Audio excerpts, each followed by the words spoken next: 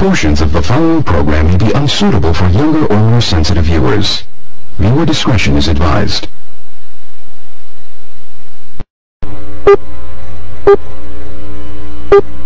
Remember, the enemy has only images and illusions, behind which he hides his true motives.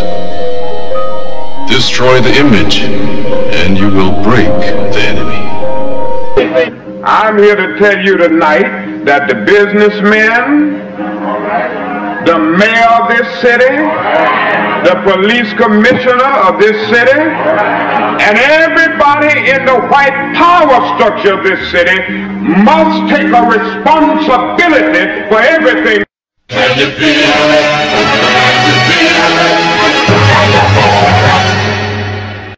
Luther and I, and everyone in this arena tonight, are unified by the same great American values. We're proud of our country.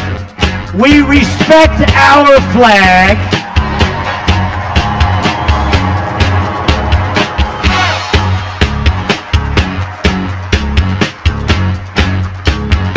Wouldn't you love to see one of these NFL owners, when somebody disrespects our flag, to say, get that son of off the field right now, out, he's fired.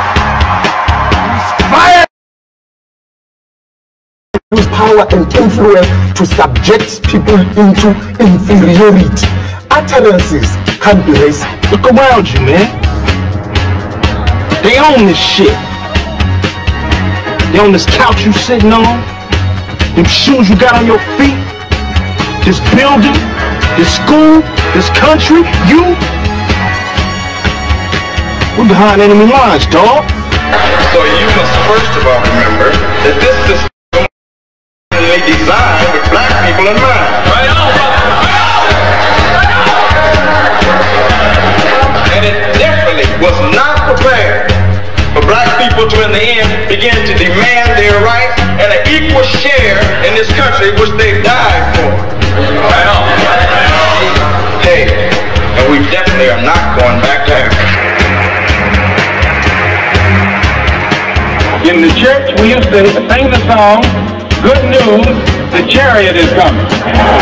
While you sit here today, knowing that you have come to hear good news, you must realize in advance what good news for you might be bad news for somebody else.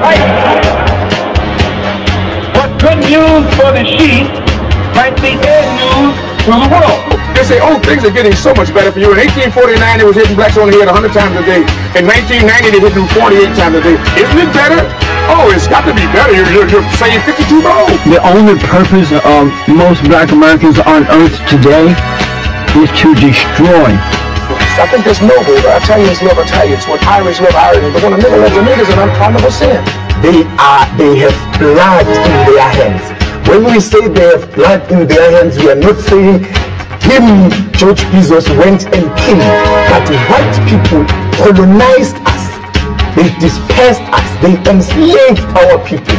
They sucked our economy dry. They are still sucking it dry even today. That's white people. Tony Blair, George Bush, Napoleon Bonaparte, Leopold, Adolf Hitler, Benjamin Netanyahu, all white people, they are the same. They are racist and they are full of hate. I've been waiting for you. You have many questions, and though the process has altered your consciousness, you remain irrevocably human. Ergo, some of my answers you will understand, and some of them you will not. Concordantly, while your first question may be the most pertinent, you may or may not realize it is also the most irrelevant. Why am I here? Our world is coming crumbling down. The coons are coming. You have to understand that white America has an uncanny way of making the victim the victimizer. Excuse me, master, for putting my head in the way of your club. Not that your club is brutalizing my head and putting hickeys on it. My head got in the way of your free swing and broke your shiny stick, and I want to apologize for that. Your life is the sum of a remainder of an unbalanced equation inherent to the programming of the Matrix. You are the eventuality of an anomaly which, despite my sincerest efforts, I have been unable to eliminate from what is otherwise a harmony of mathematical precision. While it remains a burden assiduously avoided, it is not unexpected and thus not beyond a measure of control, which has led you inexorably here. There are more connections in the human body than there are stars in the galaxy. We possess a gigantic network of information to which we have almost no access.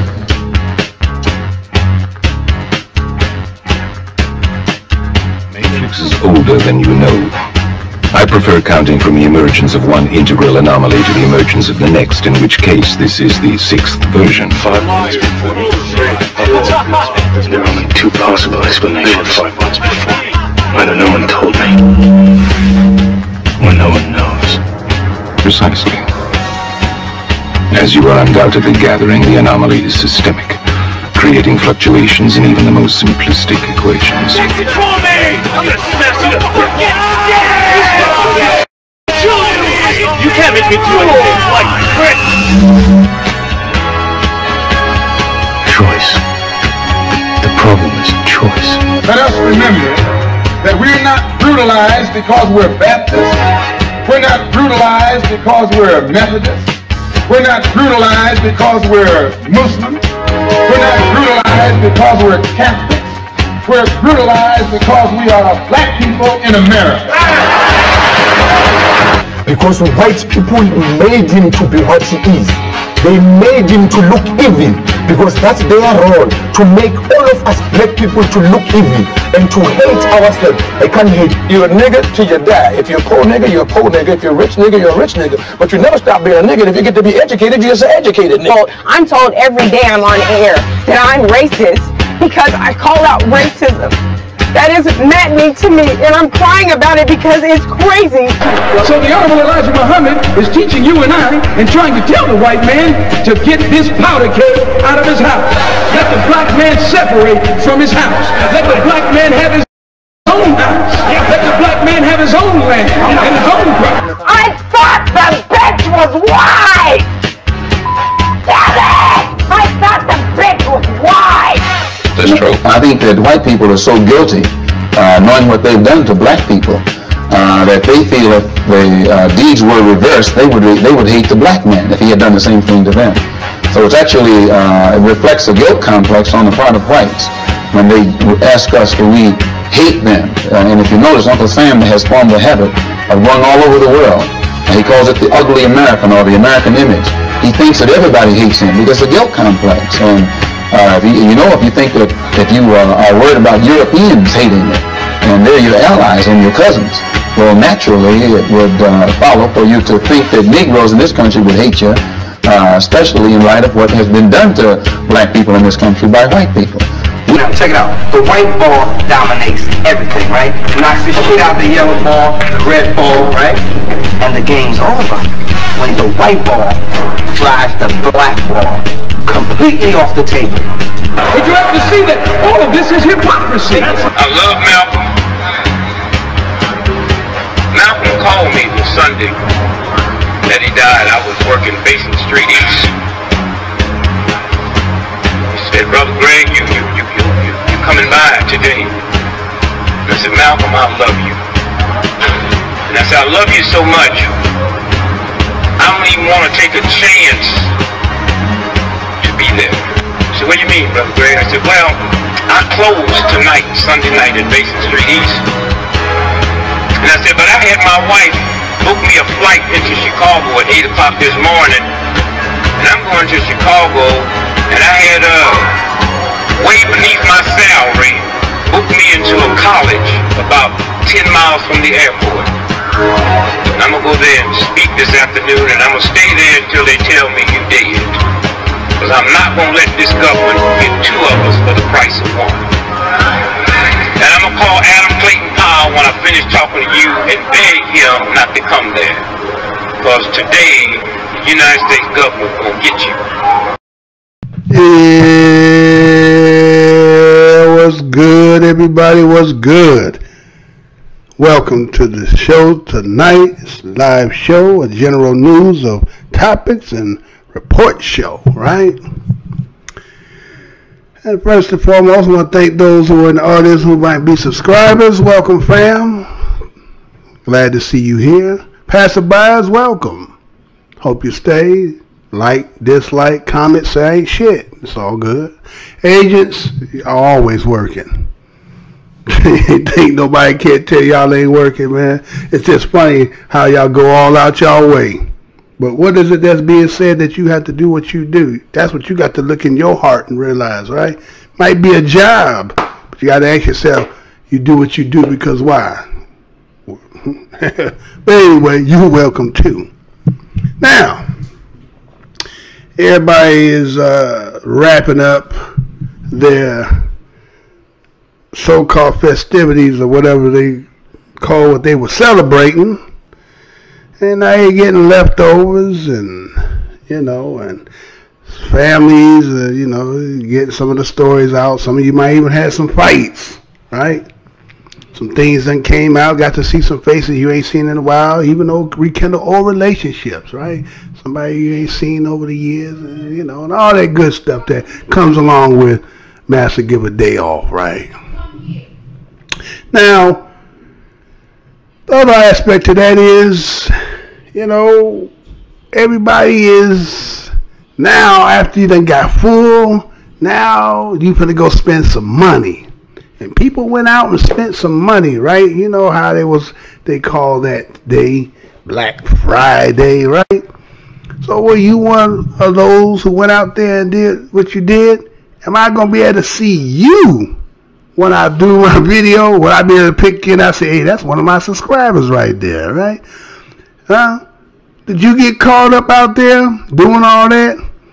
Paying to do all that stuff that they was doing? Because, they was looking, every year they look crazy. Yes, a 70-inch TV costing what it costs. But you got to ask yourself, does any of that shit really cost what they say it is? Is it all overpriced anyway? But because that word sale come up, right? When you get the word sale, people lose their fucking mind and thinking they actually get in the bargain, right? And so, based on the way that they have this season set up, one after the other, after the other, after the other, and people, again, sentimental holidays, they feel like, if I don't participate and I don't, show somebody my affection through my gift, then I'm a no good scoundrel motherfucker, right? So, people, when they get out there, they hustling, bustling, they all in position, they didn't worked out for this one fucking moment, right? Did y'all see some of this shit? I got to show it to y'all, right? So let me go ahead, try to get off with this first one. Let's see if we're going to be able to get it off tonight. You know how they do me, but let's get it, y'all. The Black Friday frenzy, an estimated 116 million shoppers hitting the stores. Bedlam in the aisles of some of the nation's biggest retailers, shoppers fighting over garments at this Victoria's Secret in Chattanooga, Tennessee. Deep discounts triggering a free-for-all. Bargain hunters at this Georgia Walmart wrestling over pots and pans. The commotion veering out of control at an Alabama mall. Shoppers scrambling for safety as gunfire rings out. ABC's Gio Benitez starting us off. Tonight, those doorbuster deals at times creating chaos.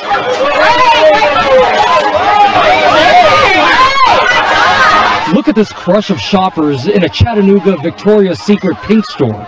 The stampede over Sherpa jackets, people seen shoving each other, one sales rep climbing on a table to escape the crowd. In a Georgia Walmart, two women fighting over pots and pans, one refusing to let go.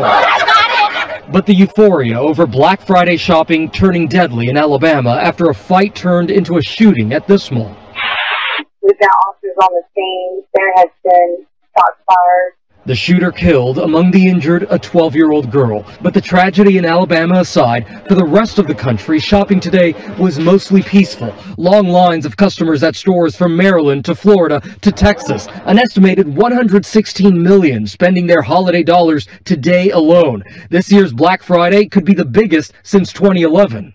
In Myrtle Beach, this frenzy over TVs, again one of the deeply discounted big-ticket items attracting buyers. The average shopper expected to spend more than $1,000 this holiday season, up 4% from last year. A strong economy helping boost sales here in New York. The rush in Macy's Herald Square starting even before Thanksgiving dinner was on the table. And today, the steady stream of shoppers flooding into stores not letting up. Now, why didn't you just shop online? Why go through the hassle of this? Because I like seeing it in person and trying it on. And Gio Benitez joining us live here in New York. Gio, we saw the images in stores across the country, but many also shopping online today, and in some cases, major retail sites were not able to handle the heavy traffic. Yeah, well, take a look right now because there was some trouble online. You've got the J.Crew website. It was down earlier today. J.Crew apologizing for that. And now take a look at the Lowe's website. It was also down for some time. Now, this is important because experts believe that more than half of all holiday shoppers will be spending some money online. And remember, you've got Cyber Monday coming up. That's right, just days away. Gio Benitez, our thanks to you tonight. Hi everyone, George Stephanopoulos here. Thanks for checking out the ABC News YouTube channel. If you'd like to get more videos, show highlights, and watch live event coverage, click on the right over here to subscribe to our channel, and don't forget to download the ABC News app for breaking news alerts. Thanks for watching.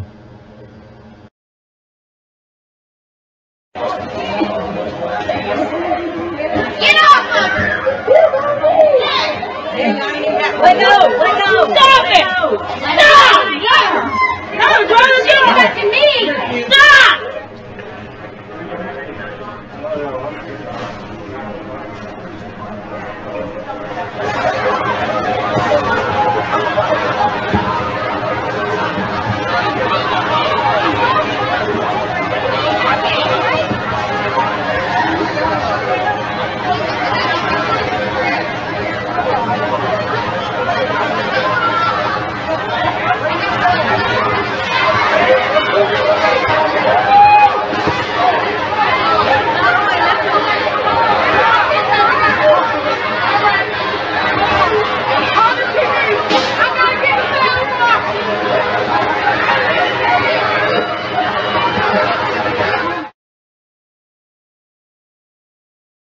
Hey NBC News viewers, thanks for checking out our YouTube channel. Subscribe by clicking on that button down here and click on any of the videos over here to watch the latest interviews, show highlights, and digital exclusives.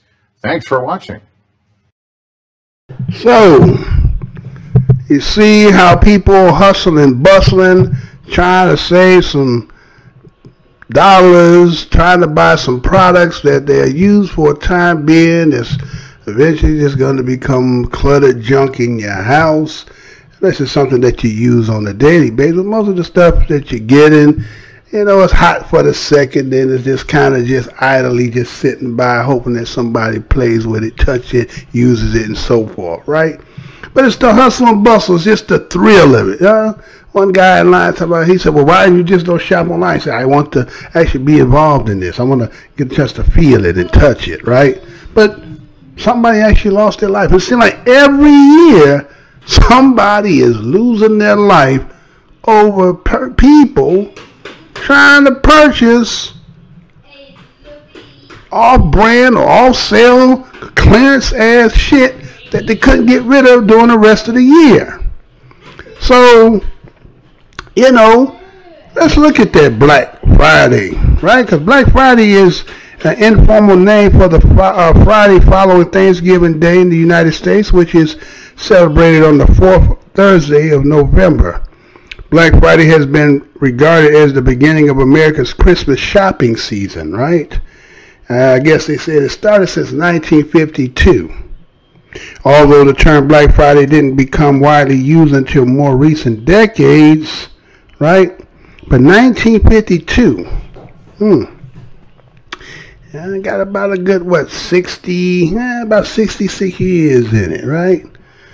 People going crazy, trying to buy things that, again, beginning of the Christmas season.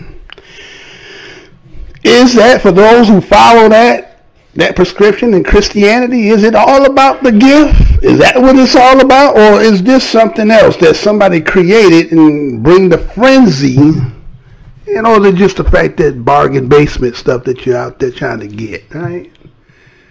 So it's really just looking, when you just look in hindsight, looking back in the videos they're showing and just the way people act, lose their fucking mind for materialism. Right? This country is nothing but a market, right? That's all this about. It's about trades, goods, and services.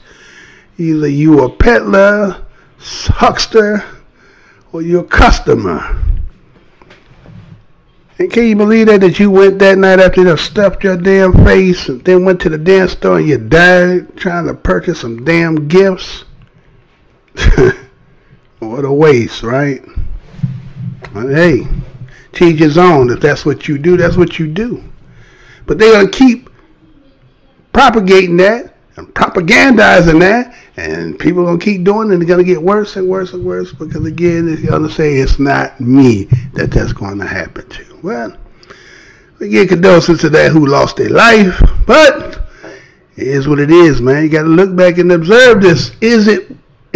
What is this about? What is it really about? Is it just a Jedi mind trick to get you into doing things that normally you just don't really pay no fucking attention to? Is what they say the Christmas season and all that, is that what that's all really about? Maybe that's what that's about. It was never about what you thought it was about. It seemed like the individual when you were a kid, you learned Santa Claus. But as you're an adult, there ain't no Santa. It's just now about merchandise. Jedi mind tricks, right? Anyway, they do what they do. It's their business, right? You know. And matter of fact, before I go any further, I didn't even get out the spiel, right? Went right into the video without doing that. That ain't right. So again, hello and welcome to the Black Minds News. I'm your host, the Whiteologist. Mr. Blows Your Mind. This channel is to report, transmit, communicate, reiterate, decode, unveil, spread the news, whether by news, video, website, quotes, and publications. As I articulate these informations, I ask that the Creator of the universe be present, and that as a descendant of the greatest people who created the greatest country on this planet, they call the United States. And on this channel, we give them honor. Because why the truth don't need no partner. Because you know what my motto is? I'm not going to tell you what I heard. I'm going to tell you what I know. And guess what also? This is the worst. This is the most hated channel on the black corner.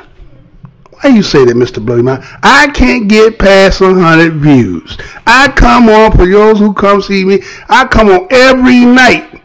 Everything going except I can't get no subscribership, and they make sure I can't get nobody being seen. So you tell me what it is, right? Anyway, welcome to the most hated show in the black corner. Now, let's move on. Now, they did all that, right? Did all that, went out there, spent the little money and all that good stuff, right? But prior before that, before they went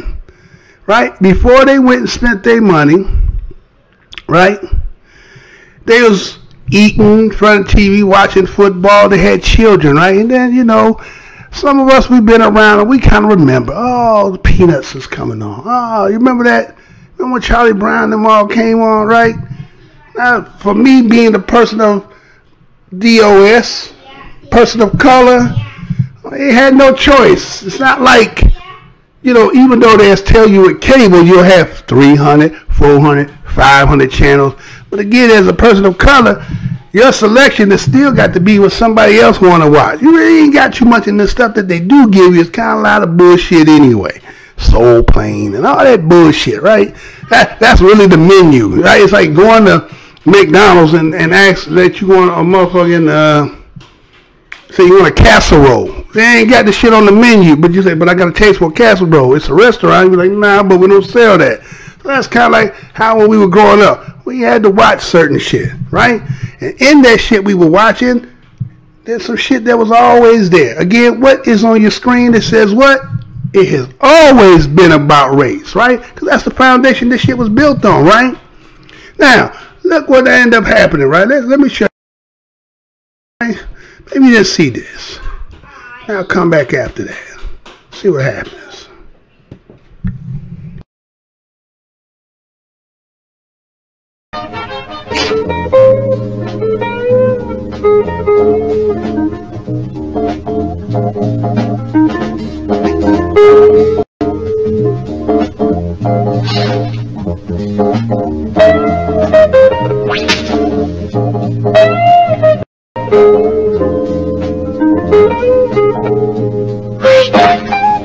Are we going to have a prayer? It's Thanksgiving, you know. Before we're served, shouldn't we say grace? In the year 1621, the Pilgrims held their first Thanksgiving feast. They invited the great Indian chief, Massasoit, who brought 90 of his brave Indians, and a great abundance of food. Governor William Bradford and Captain Miles Standish were honored guests. Elder William Brewster, who was a minister, said a prayer that went something like this. We thank God for our homes and our food, and our safety in a new land. We thank God for the opportunity to create a new world with freedom and justice. Amen.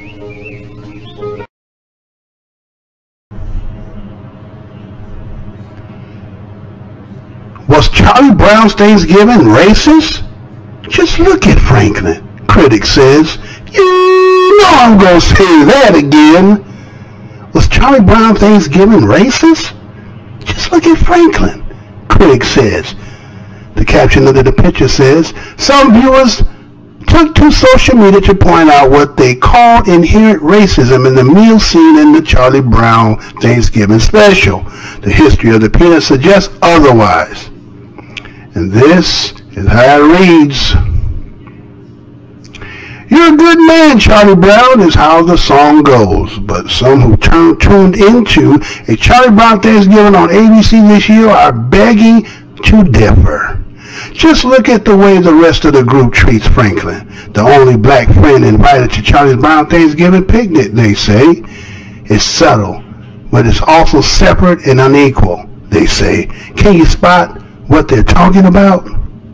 As Linus, seated at the head of the table, begins to regale the crew with tales of the first Thanksgiving in the New World before their feast, Franklin sits alone on one side of the long side of a table in a lawn chair.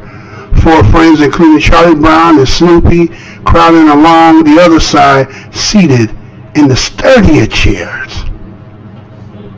One viewer suggests boycotting the lighthearted special in solidarity until they sit some people on the same side as the table as Franklin, not watching Charlie Brown Thanksgiving anymore, until they sit some people on the same side as on the table as Franklin. Another suggests to reconcile being woke in 2018 with the things that I did not notice as a child. Am I woke now? Why is Franklin and Charlie Brown Thanksgiving sitting all by himself at the table? Man, things that I did not notice as a child. Others simply wonder why Franklin had a seat alone, or compare Franklin's situation to the 2017 movie Get Out, a horror in which a rich white family tries to abduct and trap their daughter's black boyfriend in the psychological sunken place. How come Franklin Charlie Brown's friend sits alone on the other side of the table and in a lawn chair? Let's talk about Franklin. Dude gets invited to Charlie Brown by Peppermint Patty.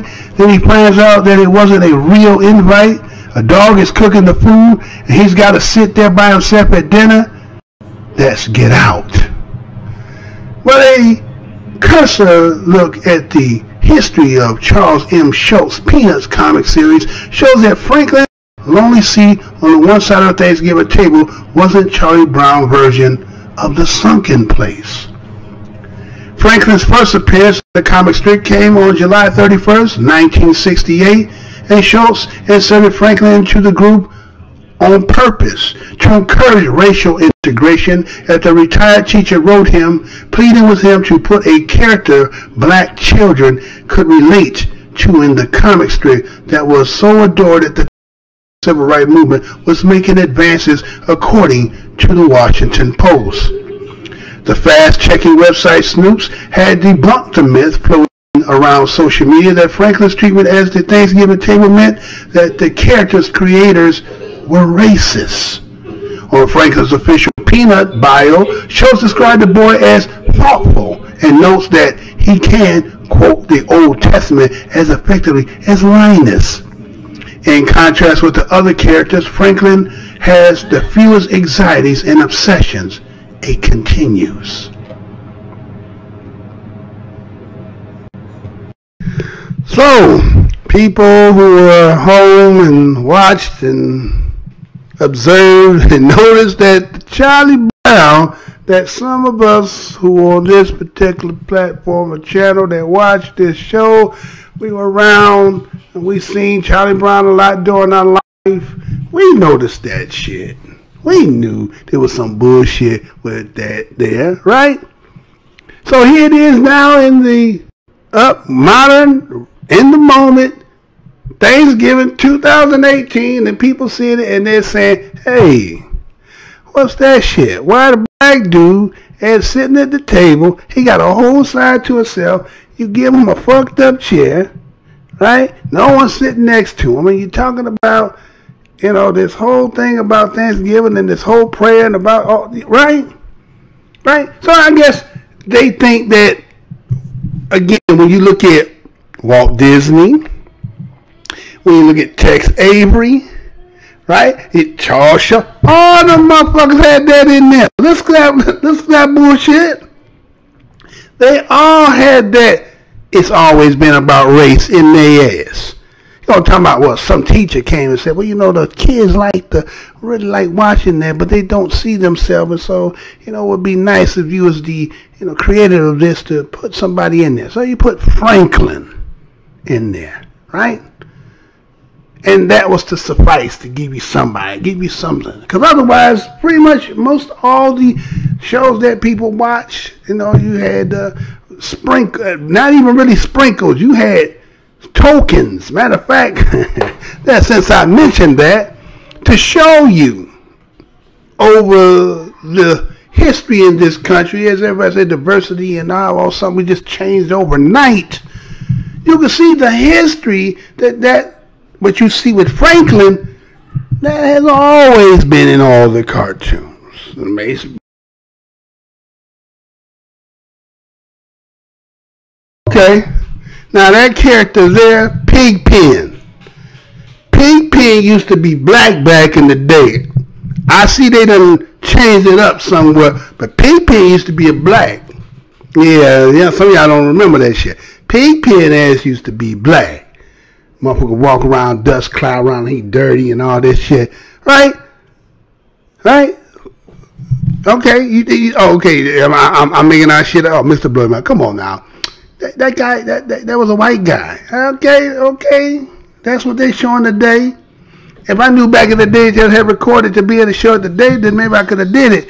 But you have to take my word for it. Or maybe somebody will eventually come back and you might find it in the archives eventually. Now, with that being said, right?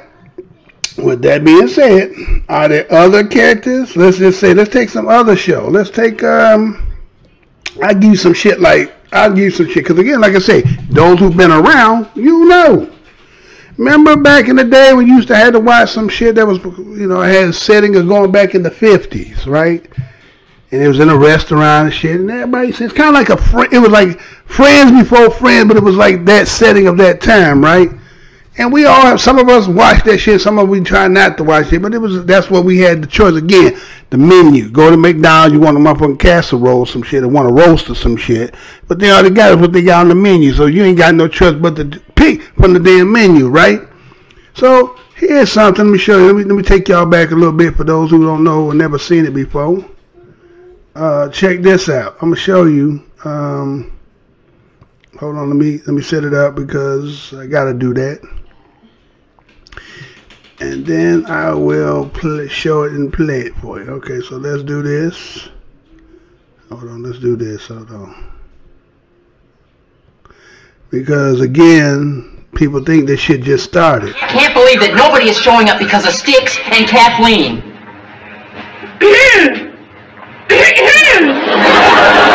Sticks, listen, I didn't know that you were... Hey, look, don't worry about it. It happens all the time. Folks don't like to go to parties with us skinny people. Come on, they didn't show up because you're colored.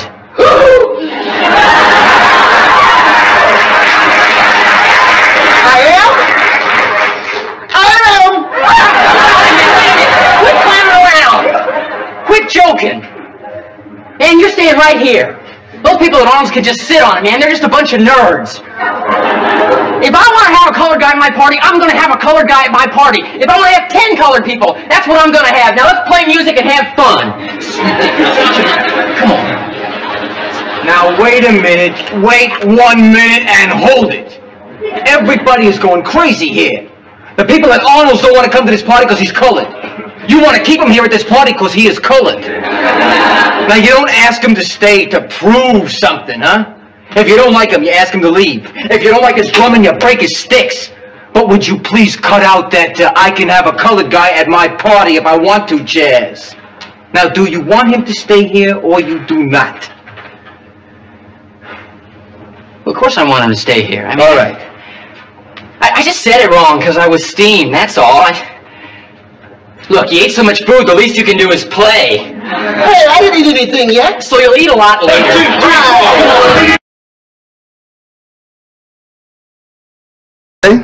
Now that was Happy Days. Ain't that a bitch? Happy Days. Back in the day, they had a dude named Sticks. The only black cat you probably ever seen on Happy Days, right? And some of us, we had to grow up, we was watching that kind of shit. So that Charlie Brown shit to say that what it wasn't what it was, oh, we can always show the examples. You always think we making the shit up. Again, it's always been about race, but you mad when somebody want to show the shit, but it is what it is. Don't be mad, it is what it is. Come on, this is you. This is who you is. You know who you really are. Don't change that quick. You can't make that drastic change like that. So why are we pretending? Just say, yeah, that was of the times, and that's how motherfuckers got down, man. We trying to make some changes, right? That would be the honest thing to say, but that ain't what you're trying to say, right? Matter of fact, how about this? What about, let's take it, okay, those are a little bit older, right? Well, what about that shit they did over in South Park, right? Didn't South Park do some bullshit too? Didn't South Park do some shit like, you know, they had, like, matter of fact, they named the character, right? They named the character exactly what you, pretty much when you got one black person around, don't they call, when they used to, matter of fact, used to call when they hired one black person, what was the term they called? You know what they called it? You know what they called it, right? Let me show you what they called it. Let me do it, let me show it for you. You're gonna try to pause it out there. Let's get it. Come on, check it out. Remember this? Duncan, get the bass guitar out of your basement and meet me over at my house. What? We don't have a bass guitar. Your family's black, Token. There's bound to be a bass guitar in your basement somewhere. Hey, there was a bass guitar in my basement. I told you, Token. Alright, buddies, give me a beat. Okay, nice, very nice. Alright, Token, give me a smooth bass line. I don't know how to play bass. Token, how many times do we have to go through this? You're black, you can play bass. I'm getting sick of your stereotypes. Be as sick as you want, just give me a goddamn bass line!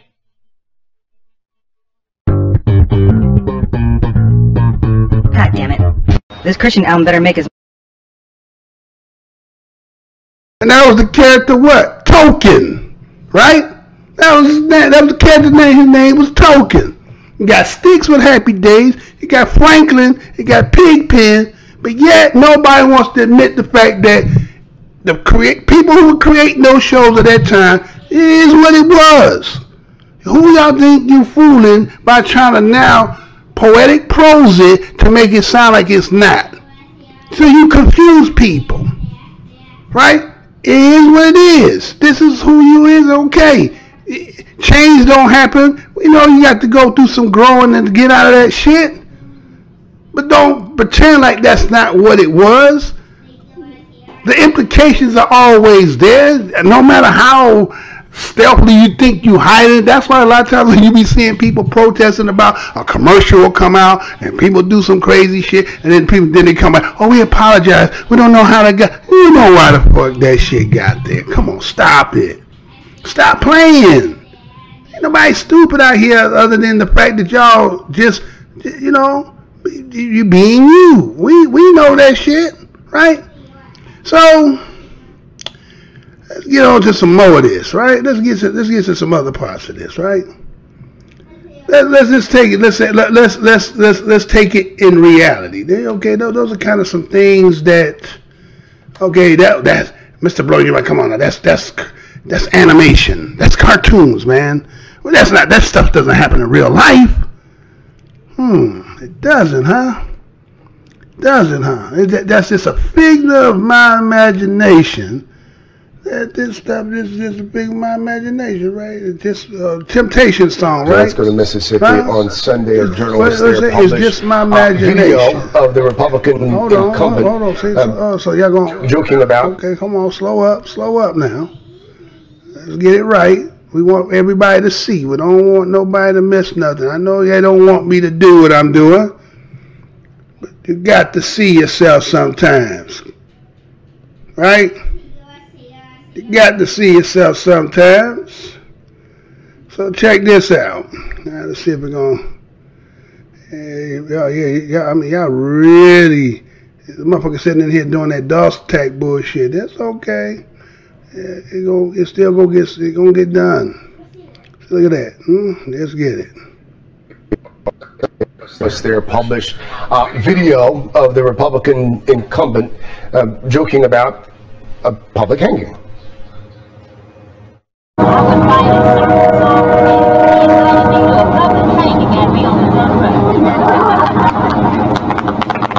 And there was laughter there as well. Cindy Hyde-Smith's campaign says that the event took place on November 2nd. The person to whom Cindy Hyde-Smith is referring, a top supporter, in a statement she said the following, quote, in a comment, I referred to accepting an invitation to a speaking engagement. In referencing the one who invited me, I used an exaggerated expression of regard, and any attempt to turn this into a negative connotation is ridiculous. Her Democratic opponent, Mike Espy, is a former Secretary of Agriculture. He is, for the record, black. Espy said, quote, Cindy Hyde-Smith's comments are reprehensible. They have no place in our political discourse in Mississippi or our country.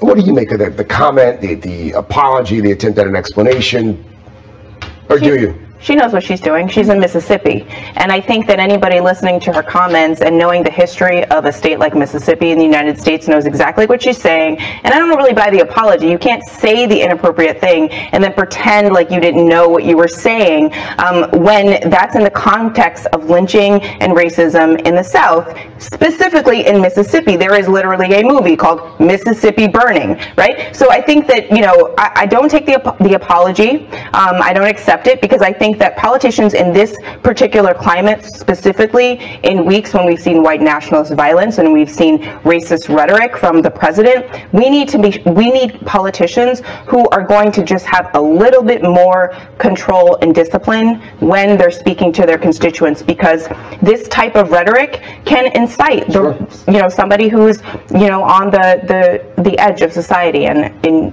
possibly could be unstable, and that's really dangerous. Well, it also just begs the question, like, how can you be running for state office and not know? Right. In Mississippi, right. Craig. Right. Hey there, I'm Chris Hayes from MSNBC. Thanks for watching MSNBC on YouTube. If you want to keep up to date with the videos we're putting out, you can click subscribe just below me, or click over on this list to see lots of other great videos. Senator Hyde-Smith, the video in which you reference a public hanging has received national criticism and attention.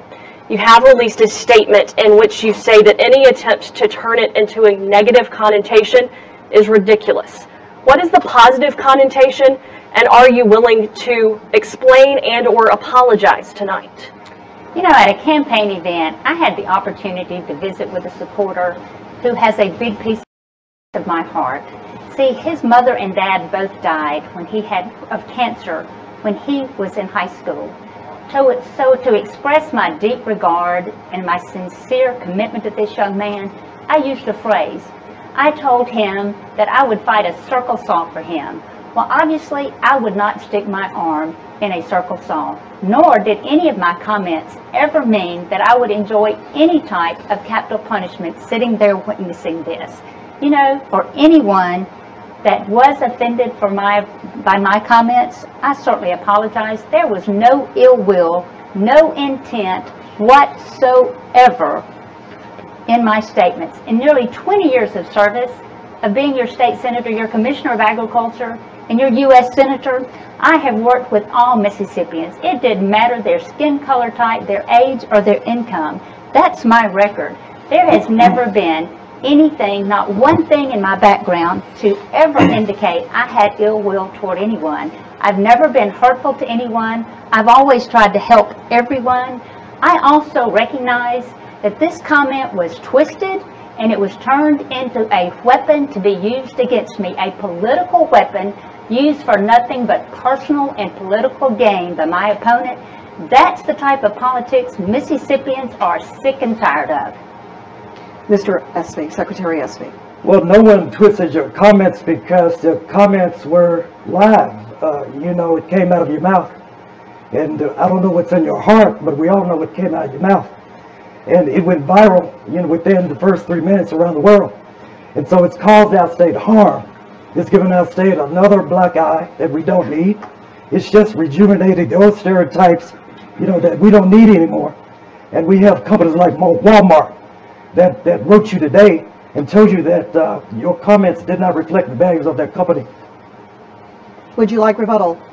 I've never intended any ill will toward anyone with any of my comments. It was never there. My comments were taken and twisted and used as a political weapon against me by my opponent, and that is just wrong. It is unfortunate, and that's the type of politics Mississippians are tired of. Hey, NBC News viewers, thanks for checking out our YouTube channel. Subscribe by clicking on that button down here and click on any of the videos over here to watch the latest interviews, show highlights, and digital exclusives. Thanks for watching. Okay, so we have Cindy Hyde, GOP senator, who made hanging remark attended segregated academy. You know I'm going to say that again. GOP senator who made hanging remark attended segregated academy. This story was done in the Huffington Post, and this is how it reads. Cindy Hyde Smith, the Republican Mississippi senator who made comments condoning public hangings, attended a segregated school when she was younger. The Jackson Free Press reported Friday after unearthing a 1975 yearbook photo. The school, Lawrence County Academy, was set up for white parents to avoid sending their children to schools with black children. According to the Free Press, many such schools, dubbed segregation academies, were created in the South following desegregation as inexpensive private educational options. Hyde Smith is identified in a caption beneath the yearbook photograph, which shows a row of cheerleaders smiling as they lie on the ground, propped up on their elbows, as a girl dressed in what seems to be Civil War era regalia stands in the center holding an apparent Confederate flag. Lawrence County Academy was established in 1970, 1 year after the U.S. Supreme Court ordered Mississippi to desegregate its schools. For 15 years after desegregation became law of the land, Mississippi dragged its feet on integrating blacks and white students. Former student who provided the photo of the newspaper says she realized at the time that her parents sent her to Lawrence County Academy to avoid interactions with black students. Segregation was not openly acknowledged at the school, she said. Hyde Smith sent her daughter to a similar school, Brookhaven Academy, which is nearly all white despite being located in a majority black town. The senator faces Democratic challengers Mike Epsy in a special election November 27th. She was appointed by Mississippi Governor Phil Bryant to fill the seat vacant in April by former Senator Thad Cochran, who stepped down for health reasons. Hyde-Smith has been heavily criticized this month for making racist comments on the Confederate South. In a state with an ugly history of terrorizing African Americans with lynching, Hyde-Smith said of a local rancher in early November, "If he invited me to a public hanging, I'd be on the front row." SB called the comment reprehensible. Although she later apologized for her remarks, she accused her opponent of twisting her words for political gain. A 2014 Facebook post in which Hyde-Smith praises Confederate history subsequently surfaced alongside a smiley photo of herself in a Confederate hat and holding a rifle at a museum exhibit. The senator wrote, "Mississippi history at its best." She also appeared to voice support for voter suppression at a campaign stop earlier this month, telling constituents, "Maybe we want to make it just a little more difficult to vote due to the liberal folks and those other schools who maybe we don't want to vote." And I think that's a great idea, she said. President Trump, of whom Hyde-Smith has been a vocal supporter, will hold 2 rallies in Mississippi on Monday to whip up support for the Republican candidate. Okay, so there you go. That's your Cindy Hyde-Smith. And she's running for the Senate race in Mississippi, a senator race in Mississippi. And had a hot mic when she said some things that, again, may be inappropriate and politically correct, right? Some people may say that, again, you speak what you feel, right? This is who you are. So, again, if somebody says, well, you know, she'll sit at the front row at a hanging, then try to backtrack and say that, well, you know, that's misconstruing my words. Those are not what I meant. Well, let's just say that the people, when you said it, when you looked at the video, they applauded and they laughed. It was funny, right? Now, can you have those type of conversation amongst people, birds of the feather flock together? I'm pretty sure many of us had those kind of conversations. But when you got a hot mic and cameras right there, and you hold this political position, I don't think you can get away with it. What y'all think? You don't think you can get away with it, right? Oh, yeah, right. Okay. So, now, again, based on her background, right? It kind of said in the article, it said, well, you know, her parents, well, she's born like in 59, so it's like she's growing up at a particular time when, you know, before the board versus the education, when they're separating, right? Right? And so that they set in schools for whites only.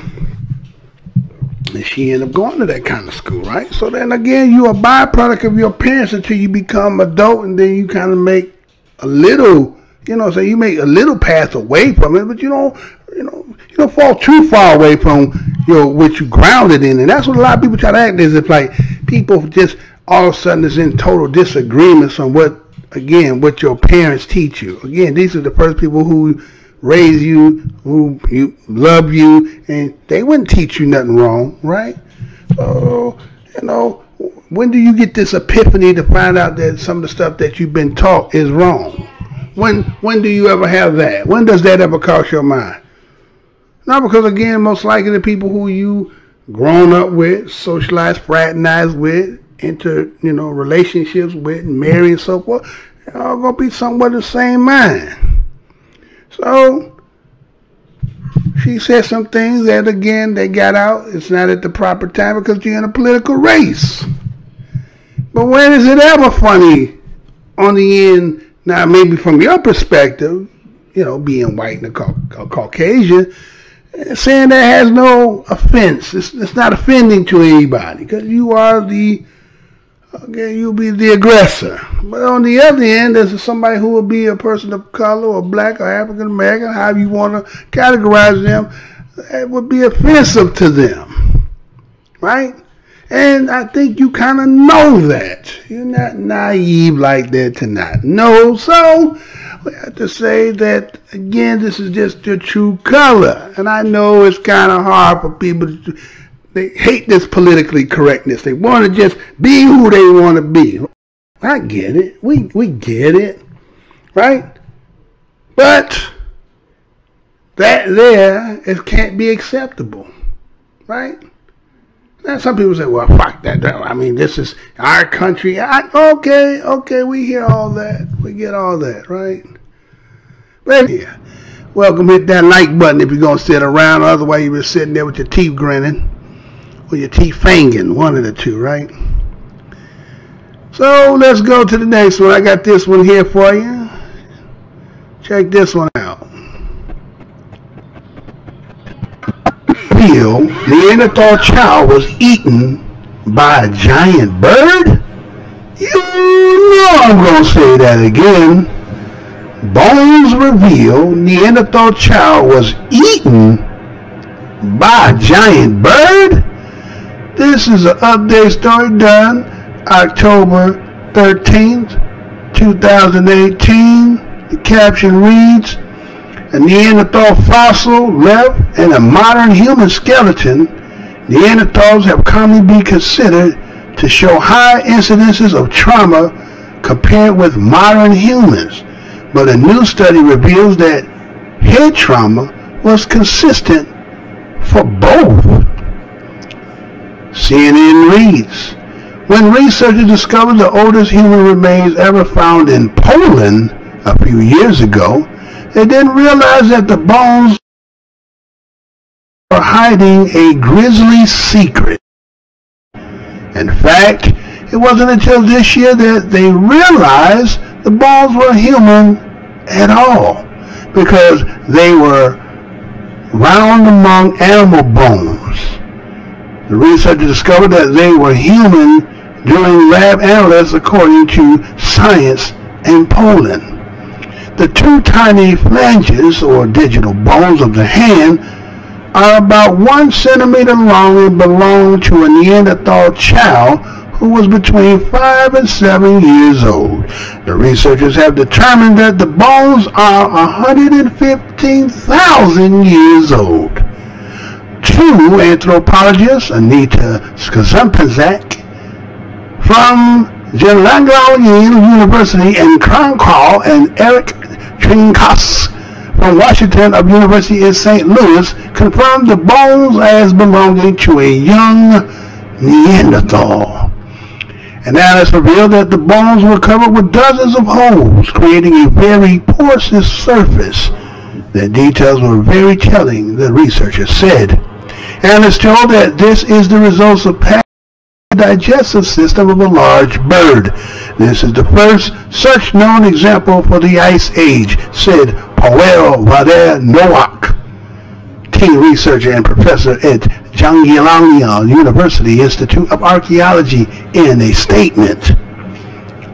The researchers believe that the bird either attacked and partially consumed the child or fed off of the child after it died. At this point, it could be either, they said. Unfortunately, the bones are poorly preserved, which eliminates the possibility of a DNA analysis. Previously, the oldest human remains uncovered in Poland were 3 Neanderthal molars, estimated to be about 52,000 years old. The phalanges were uncovered in Semina Cave, where excavations have been underway for decades. They were found in a deep layer about 9 feet below the current surface, along with stone tools used by Neanderthals. It is unclear whether the bones ended up in the cave because the Neanderthals lived there or because they used it seasonally. The findings will be published this year in the Journal of the Paleolithic Archaeology.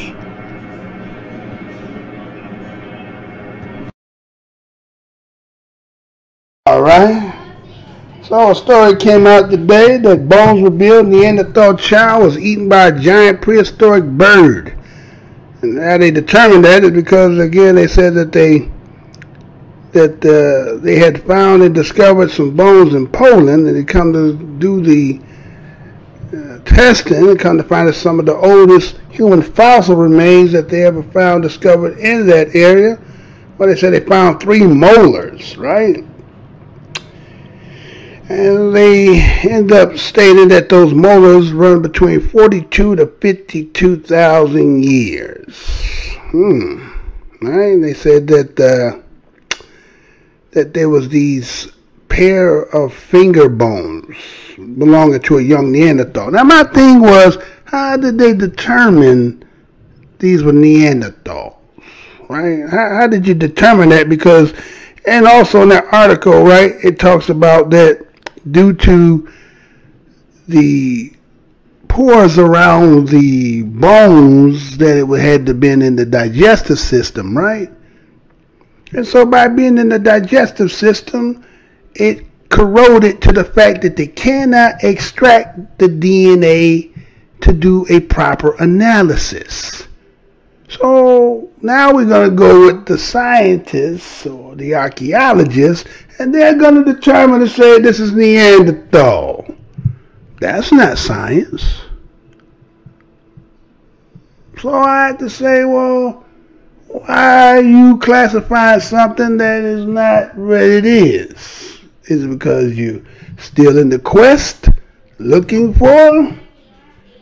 And he said it was that the child got taken by a bird. Now again, you don't know whether the bird took the child when it was alive, or did the bird take the child? It had already been deceased. But the way you're writing this, you're writing as if for a fact, when you say clearly that you can't really determine because you could not extract any DNA from it. But they know for a fact that it has to be Neanderthal. Well, from my understanding, Neanderthal is just Neander, which is in Europe, right, around in them areas.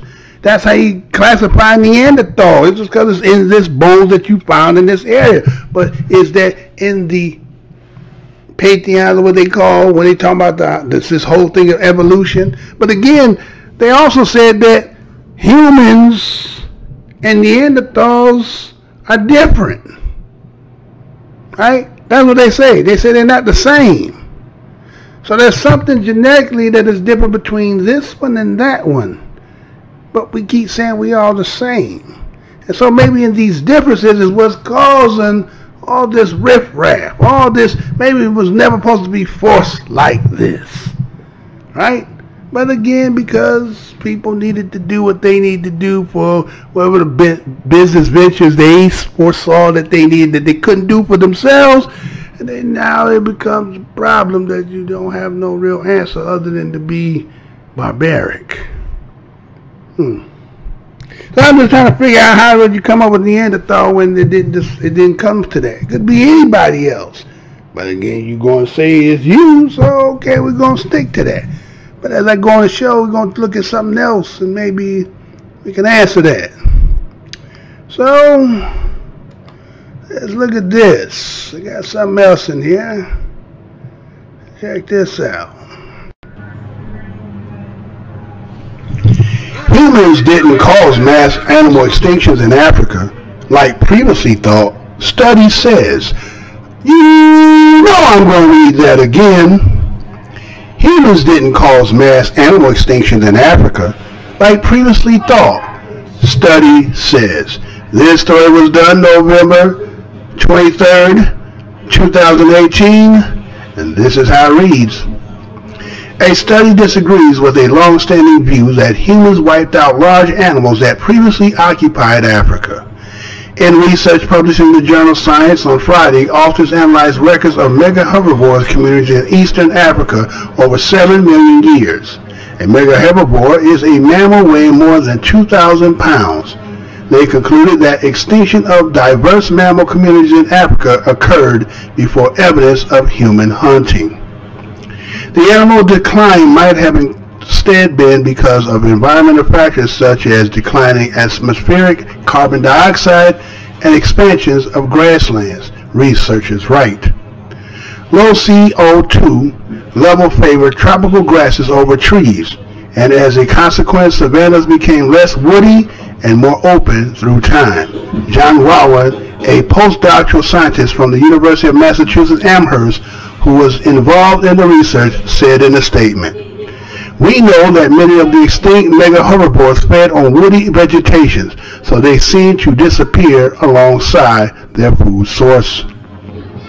Analysts suggest 28 lineages of mega herbivores went extinct starting around 4.6 million years ago, according to lead author Tyler Faith, an assistant professor in the Department of Anthropology at the University of Utah. Today, only elephants, hippopotamus, giraffes, and white and black rhinoceroses exist. University of Oxford, UK researchers caution that it isn't exactly clear when humans began affecting large animal populations, but there is strong evidence that human impact played a role in losses tens of thousands of years ago. The causes of mega herbivores' decline are probably complex, multidimensional, and varied across time and space. Renee Bobby and Susan Carvalho wrote in the same issue of Science. Okay, so another story came out today talking about, well, actually 2 days ago, based on the time it is. So it says humans didn't cause mass animal extinction in Africa. We know. Okay, so likely it's previously thought. Now, who was the thought? Who the one thought that the Africans did all this extinction of the animal? Where did that come from? Who was the one saying that the Africans had to do that? No. See, again, you go to your study, you're studying the disagreeing, right? It was a long-standing view, right, that they wiped out large animals that were previously occupied in Africa, right? What do they mean by, mega herbivores? Oh, okay. That's what they're talking about. Wait a minute. We're talking about today. Why are we talking about something that none of us was existing at a time to be even worried about that? That's a lot of bullshit anyway. What about today? What about the 60% of the animals have to be depleted in, let's say, from 500 AD to where we is right now, which is only about 1500, 1600, right? No, 1518 years. And look how the planet done got. Now, who the one is doing around depleting all the damn resources? Who's depleting all and making the animals is basically, you know what I'm saying? They don't have nowhere to live. You're building every damn way. Where is their territory? And we're going to talk about that territory because you know that story coming up, right? You know that story coming up. Where is it that there's a sacredness that certain, let's say, species and animals and people have their own, and where they reside, where it should be off limits? Leave that shit alone. It's been there before you. Leave that shit alone. Why everything you got to be involving and touching and fucking with? Why is that? Why is, again, you explore, okay, your inquisitiveness. I give you that. But no respect for other people's shit. Right? You don't really expect other people's shit. And so the story just talking about, it didn't really make sense because, again, how could the Africans destroy mass animals when they've been living on the planet for eons? That you uncalculable. You can't even put a time on them. Right? You can't put a time limit on the African. It's before your time. But I know according to the way they write, right? And then they would talk about colonization and imperialism and all that shit. But before then, because see, if you was first, then you'd have been the motherfucker who built all the shit. And then we'd have been coming out from out of caves and then coming down and doing all this shit, right? Let's be honest with this, man. This ain't poking fun. This is what it is. If you was first, as again, because again we're gonna talk about that, because that Lucy too, and that's some trick shit too. That Lucy shit is some trick shit. Don't fall for that shit. And that name is right there letting you know that's some trick shit right there. That ain't just because you got people who be regurgitating that, oh, the first oldest born in Lucy in Africa and Ethiopia. That's a trick bag. That's a trick. So just like this story here talking about, again, trying to put the onus on somebody else when the depletion is coming from somebody else. Somebody else who ain't used to having something. Someone who coming and netting and taking in everything and capturing and monopolizing it, right? This is where this is coming from. Don't start talking about some shit, talking about 4.6 million. They ain't got shit to do with now. What about now? We don't talk about now, right? We don't forget like that shit don't exist, right? So again, what about this shit? Let's talk about this. Let's go and get into this. This show ain't gonna be that long. We're gonna get in and get out of here. This one. Now check this out. Now this one here gonna go consecutive because again it's a hot topic, and again we don't gloat about when somebody gets killed. It's tragic, but again, every place ain't for you to put your goddamn flag on. Some shit needs to be don't touch, but not in your mind. It's all yours, huh? Whose world is this? The world is yours, right? The world is yours, right? So anyway, let's see these clips here and I come back. The death of an American tourist on an island in the Andaman and Nicobar Islands, an island where the North Sentinelese tribe actually resides. This is a tribe which has been completely isolationist. How did he get over there? And is there any ground to suggest that some of these tribes need to be reintegrated? 27-year-old John Allen Chow slipped past layers of Indian security and went and landed on the island of North Sentinel and met one of the most isolated tribes ever in the whole wide world. Apparently, he was carrying a Bible. Police say he was possibly shot dead by the Sentinelese with arrows on the 16th of November. The next day, fishermen who had smuggled John to the prohibited island for a sum of 25,000 rupees reported that they saw the tribals drag John's body onto the beach and bury it.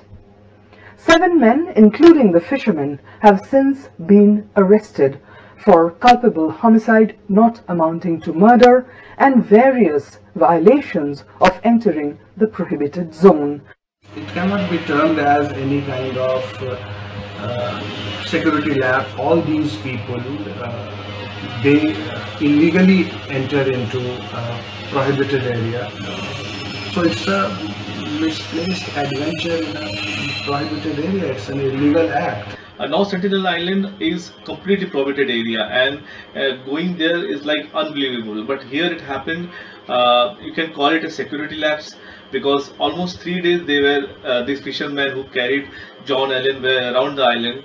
But how could the Indian Navy, the Coast Guard and Andaman's Marine Police fail to spot that fishing boat that was parked in the prohibited area near the North Sentinel Island for 3 whole nights and days? That is a question there are no answers to. John left a diary behind with the fishermen, who handed it over finally to the police. In that, the American youth has written that he wanted to take the word of Christ to the Aboriginals. Now, we don't even know how many of these Sentinelese are left on that island. Experts say anywhere between 500 to just 40 who must be kept isolated, because contact with the outside world would mean death, as they have no immunity to disease. In Kolkata with G.D. Shankar, Monideepa Banerjee, NDTV. Well, a little while earlier on, we spoke to Dipendra Pathak, the Director General of Police, and we began by asking him what the investigations actually had to say. What exactly happened, sir, in all of this? Till the investigation till now is that yes, he was in some kind of preaching. He was also carrying Bible. So everything and the circumstances and all these nuances we are investigating upon. And sir, in terms of recovering the body, is that at all possible? Forest Department and all other, they have gone on ship to do a first-hand recce, and such that a strategy can be drawn in giving effect to the retrieval of the body, which is a professional requirement. And sir, can you give us some sort of timeline by which you'd be able to complete your investigation into this very serious issue? You see, at this point of time, keeping in view the sensitivity and keeping in view the character of this uncontacted group of people, any timeline cannot be given. But yes, we are working upon that. All right, well, joining us now, one of the world's leading authorities on the tribes in the Andaman and Nicobar Islands, Sophie Grigg, joins us from the United Kingdom. Sophie, thanks very much for being with us. Apologies we couldn't come to you earlier. We've got breaking news coming in India. Also, Dennis Giles, a leading journalist in the Andaman and Nicobar Islands, with us. Sophie, to you first. It's very unfortunate what has happened over here. How vulnerable is this particular tribe, and why is it important to protect the North Sentinelese and grant them the isolation that they've always believed in?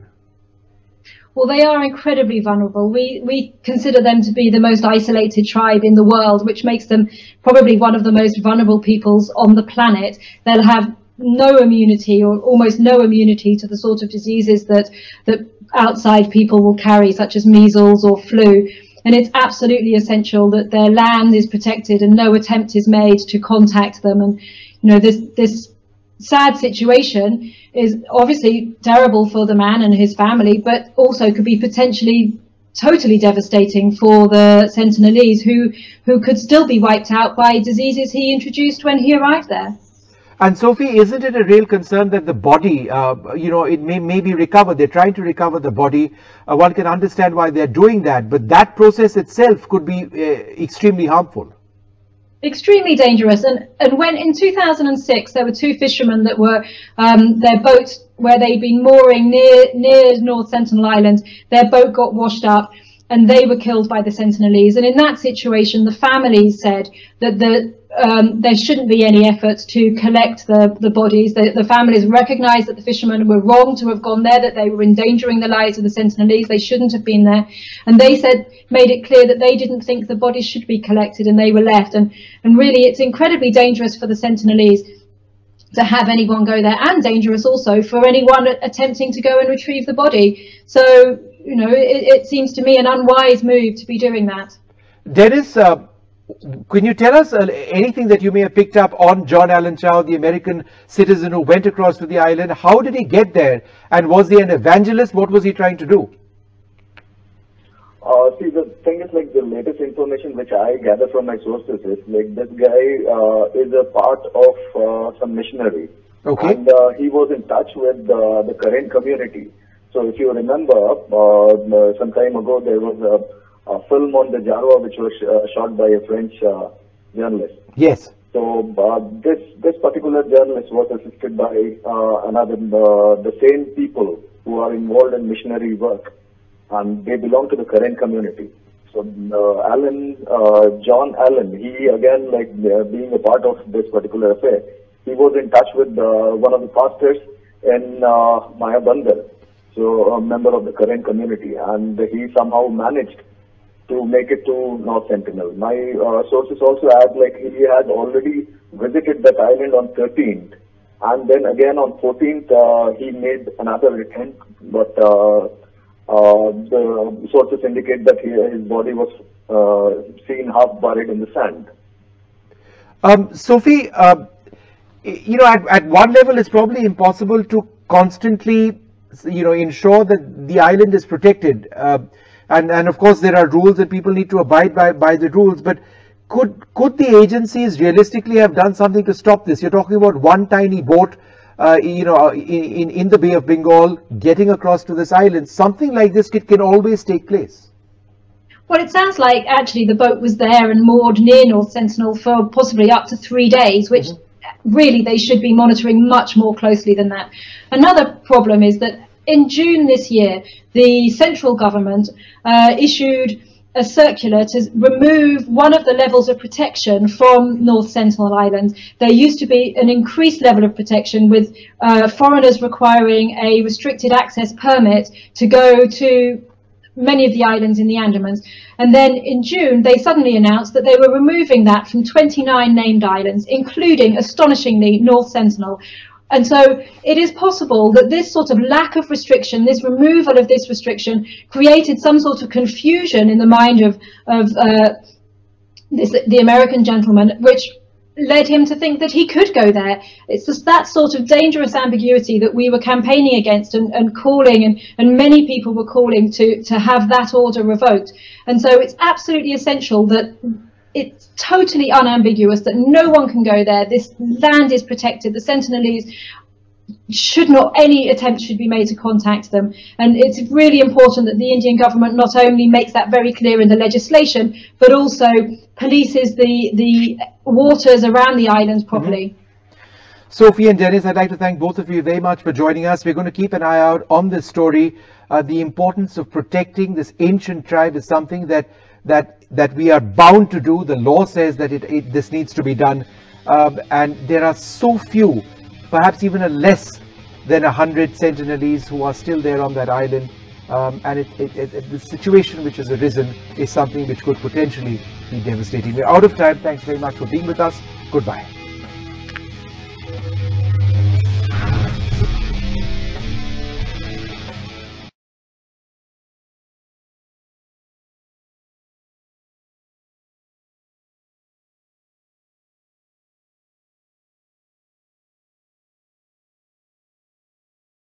He went to meet one of the world's most remote tribes in the Indian Ocean, seeking adventure and apparently also to preach Christianity. But it's a journey that ended in tragedy for the 27-year-old American John Allen Chow. Joining me in the studio now to discuss this is our correspondent Isabel Kumar. Isabel, what do we know exactly about what happened to John Allen Chow? Well, information is a bit sketchy, Turks, but we know that fishermen took John Allen Chow to these very remote Sentinel Islands. He tried to make contact with these tribespeople on several occasions. Now, he held a diary. He wrote a diary, and we know from his diary entries that he went to the island on one occasion on November the 14th, and he came with bringing fish and a football, and as he came in, he says, "I hollered, I love you, and Jesus loves you." But then he saw these tribespeople raise their bow and arrows, and he said then he ran to his kayak and he paddled away for his life. Well, days later, he reattempted this visit, and he got fishermen, again, local fishermen, to bring him near these islands. He took his kayak back. The fishermen observed what was taking place, and they said they saw John Allen Chow go onto the island. He saw the tribespeople with their bows and arrows, and they started to fire a volley of arrows at him, but he carried on walking. They then saw his body fall, and then they saw the tribespeople, and this is obviously all hearsay, they saw the tribespeople put a rope around his neck and drag his body away. Now, given the remoteness of these islands, the Indian authorities are saying it's not going to be a very easy task to recover his body. Indeed. And what more do we know about these tribespeople and why perhaps they're so protective of the islands? Well, there are some 4 native tribes on the Andaman and Nicobar Islands. These are the most cut off, and they really want to preserve their isolation from the outside world, and they're known to be very ferocious. Back in 2006, some fishermen were moored nearby. Their boat was cast adrift, and it went onto the shores of these islands, and they were also killed. So they're also very vulnerable to disease because they have no contact with the outside world, so they've got no immunity to illnesses like the measles and the flus. And we're thinking there's about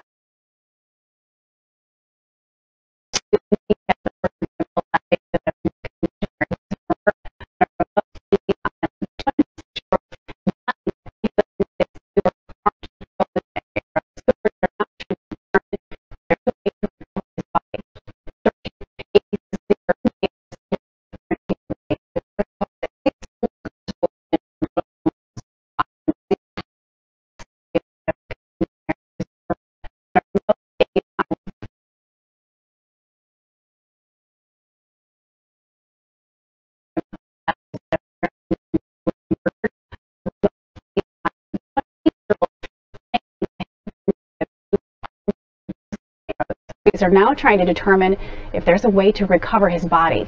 Searching. ABC's Lindsay Davis is here with more. Good morning to you, Lindsay. Good morning, Paula. It is illegal to go within 5 nautical miles of this island because the inhabitants are known for aggressive behavior against outsiders. But John Chow, an American missionary, told friends he was drawn there to spread the word of God. This morning, new details are emerging about the final days of John Chow, the American missionary believed to have been killed by an endangered tribe on a remote island in the Indian Ocean.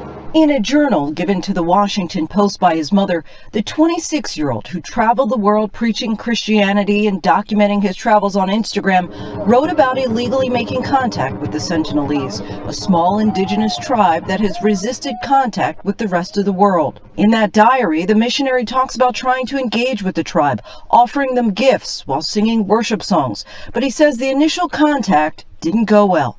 I'm scared, he writes, watching the sunset, and it's beautiful, wondering if it will be the last sunset I see. Lord, is this island Satan's last stronghold, where none have heard or even had the chance to hear your name? Chow reportedly left the 13-page journal with the fishermen he allegedly paid to take him to the island. Those fishermen were arrested for helping Chow get to the island. Contact with the tribe is illegal.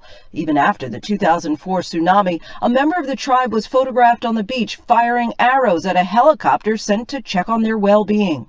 His desire was to befriend them. He brought gifts to them, but unfortunately, as we now know, that didn't happen. In his last journal entries, he appears to struggle with whether to abandon his quest to convert the Sentinelese. I think I could be more useful alive, but to you, God, I give all the glory of whatever happens. Forgive any of the people on this island who try to kill me, especially if they succeed. Despite his apprehension, he did return to the island and was never seen alive again. Fishermen say that they saw his body being dragged and buried. Local authorities believe that he was killed with bow and arrow. But contact with this tribe, as you mentioned in the piece, it's illegal, but for good reason, right? Exactly. They don't have the immune system to be able to basically survive potentially the kind of diseases that outsiders might bring. And they've had unfortunate encounters with the outside world before. They have reason for hostility. Lindsay, thank you. Appreciate it. Hi everyone, George Stephanopoulos here. Thanks for checking out the ABC News YouTube channel. If you'd like to get more videos, show highlights, and watch live event coverage, click on the right over here to subscribe to our channel, and don't forget to download the ABC News app for breaking news alerts. Thanks for watching. Okay, so you got to see he was doing everything trying to knock it off too. So here it was, John Chow. He's going to go against the grain. There's already a legend about the island, of the Sentinel Islands. But he said he's going to use the Bible and try to preach Jesus to them. What? That's, again, see, when you drink your own Kool-Aid and you think what you doing is the most utmost and legit thing that you know, you only know because have you really searched what you think you know? And then, you know, being cut from the people who, let's say, who taken it and went across the world and gave all so-called natives it and those who they colonized it.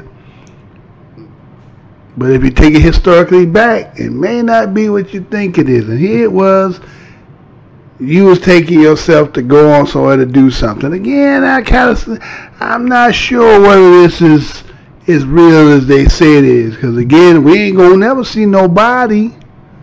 Right? You do got a story. They did show you people on the island and it told you some history, right? But do we know that that really took place or not?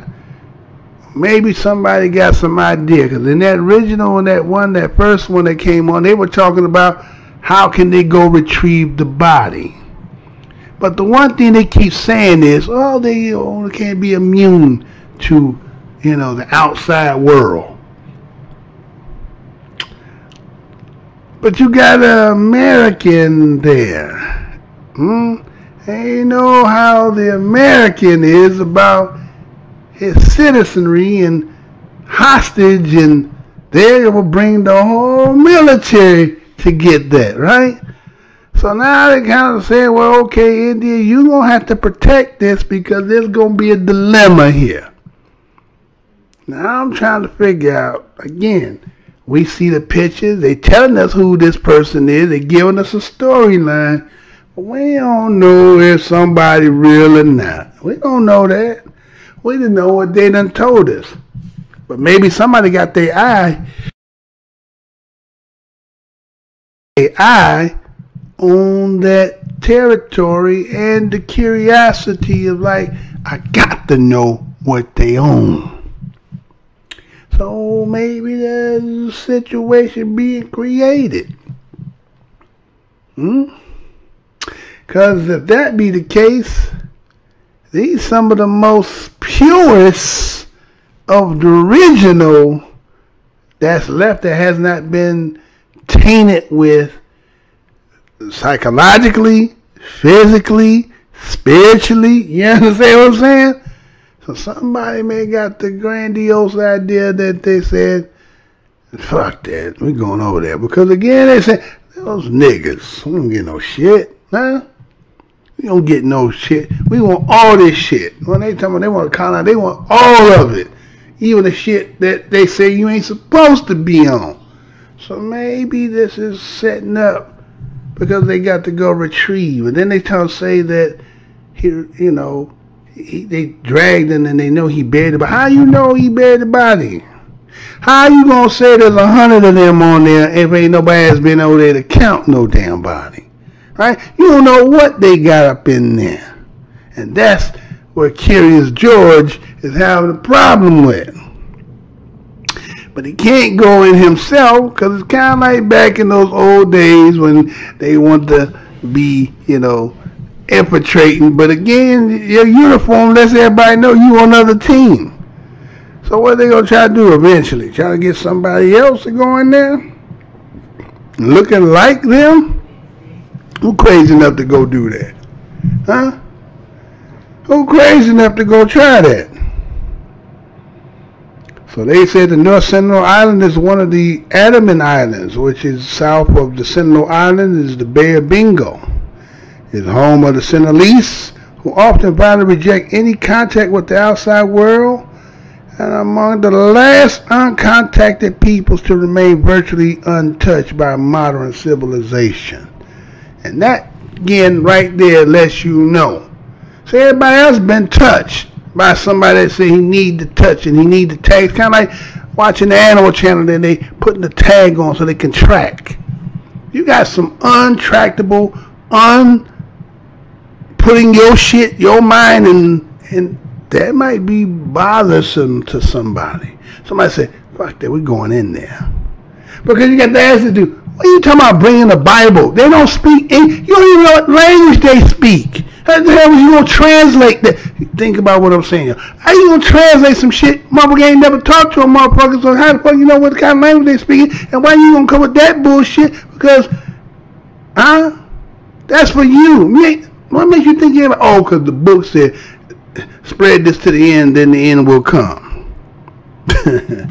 Guess what? He spread to the end, didn't he? Talking about if this is Satan's last hole. Everything that, why it got to be Satan? Well, we have some shit that we just exclusive from your ass. Ain't fucking with you, ain't dealing with you. I don't give a fuck what you doing. Leave me the fuck alone. Can't do that, right? No. I got to know what you're doing. That's what all this technology shit is. I got to know. Huh? Because you're conscious about the shit you do, right? So we need to be, it's going to be continued because again, they try to figure out how do we do this. And if somehow, some motherfucker as they did, let's go back, how diseases get on the fucking planet and kill them all off. And we, because mangy ass motherfuckers always got some shit, right?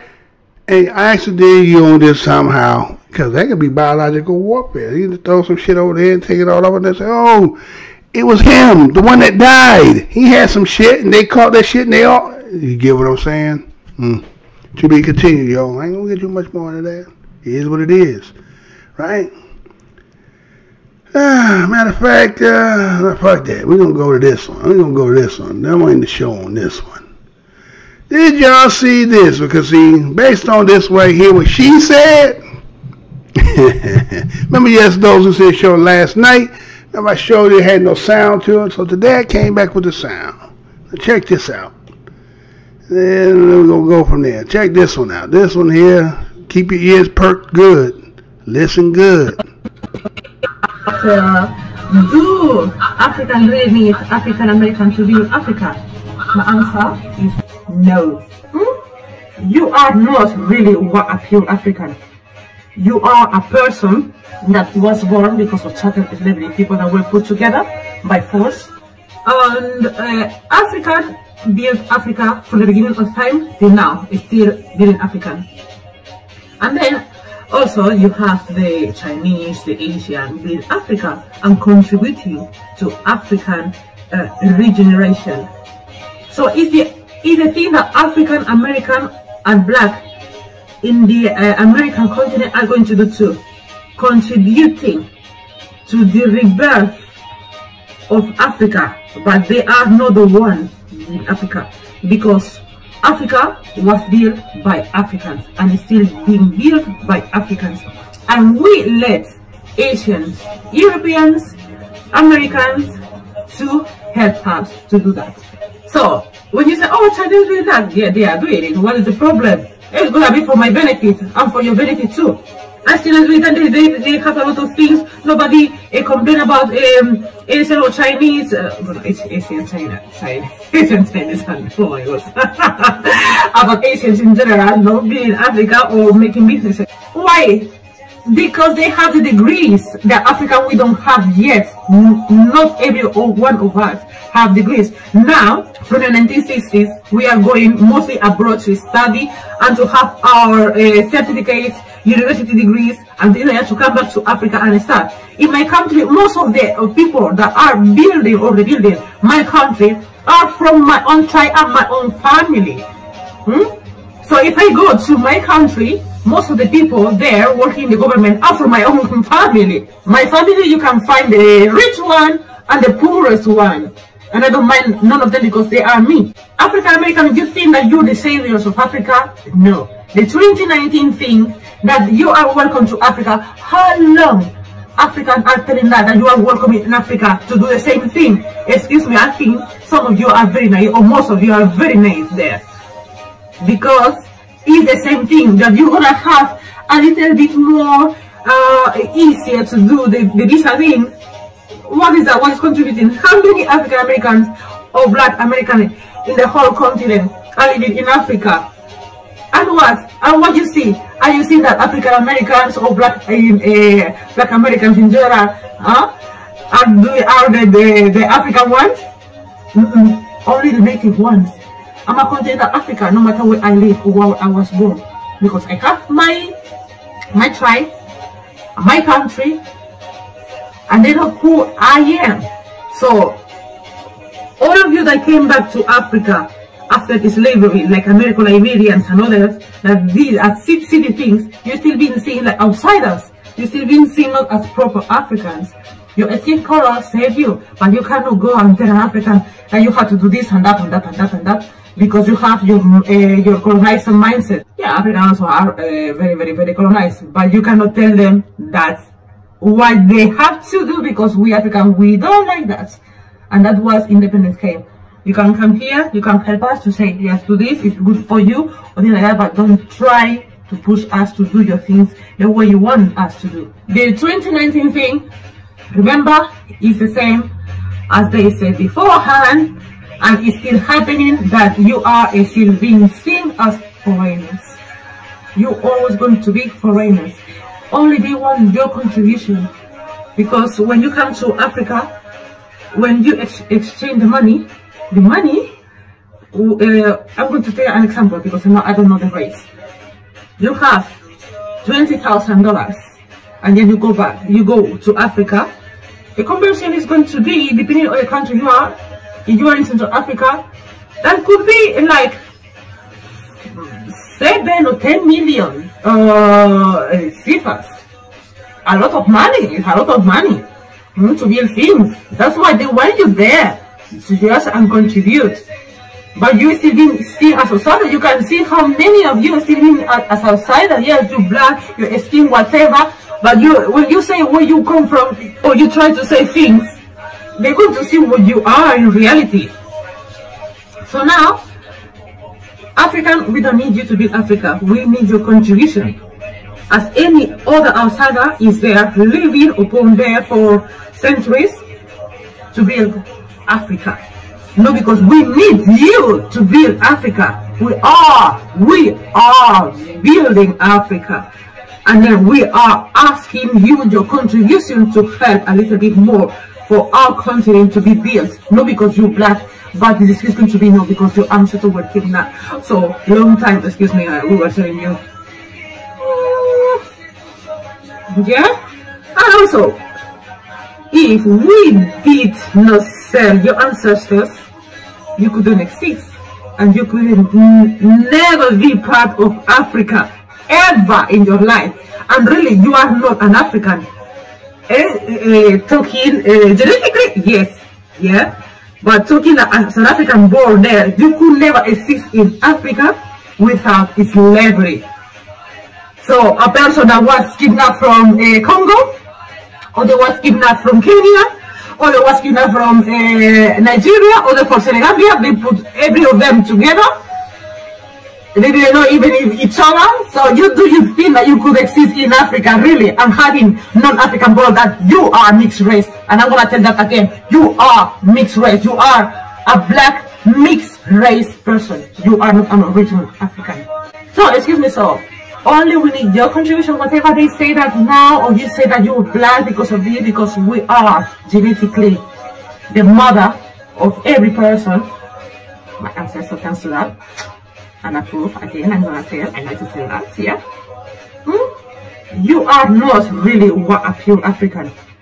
You are a person that was born because of chattel slavery, people that were put together by force and were born, and they say that you come from Africa, but also your origin are from non-Africa. So, but because you look like us, you're gonna be seen always as an African or African descendant. But me, I'm the idiot, I'm sorry. I know what you are, and I know what black skin means to the world, and I know that's why you are being treated the way you've been treated. That's it. So we don't need African Americans to build Africa, because Africa is already built, and it's being built by many people. What we need is your contribution. So don't get fooled because somebody from the African Union tells you, yes, come in 2019, you are welcome. They are telling us long time ago, excuse me, and you still believe in that we need you. So, my dears, remember history. Yeah? You could not be here, African Americans or black in the American continent, without slavery and without the mixing between different genetic markers. So that's why we are not the same race. It's true, we are human race, yes, because every human person came from Africa, but if we talk about race, we are different races genetically. But we took this vessel because of the people that are more stronger in our genes. That's it. So we don't need African American to build Africa. We need only your contribution. Come to Africa to contribute, but don't think that we need you, because Africa is already established by tribes, by caste, and also, you know, the one living there for centuries, they don't want to see you also as African. They want to see themselves more African than you are. So, if you want to come to Africa, come with a nice heart, come as humble as you can, but never try to say to an African what it is and what it knows, because you don't know what you are when we know what we are. So come and contribute. That's it. It's what Africa needs. Only what Africa needs is your contribution to rebuild some things in Africa, because Africa is already built. Come and do business, but never try to force natives to do things as American Liberian tribes. Yeah, because we know that you are colonizers.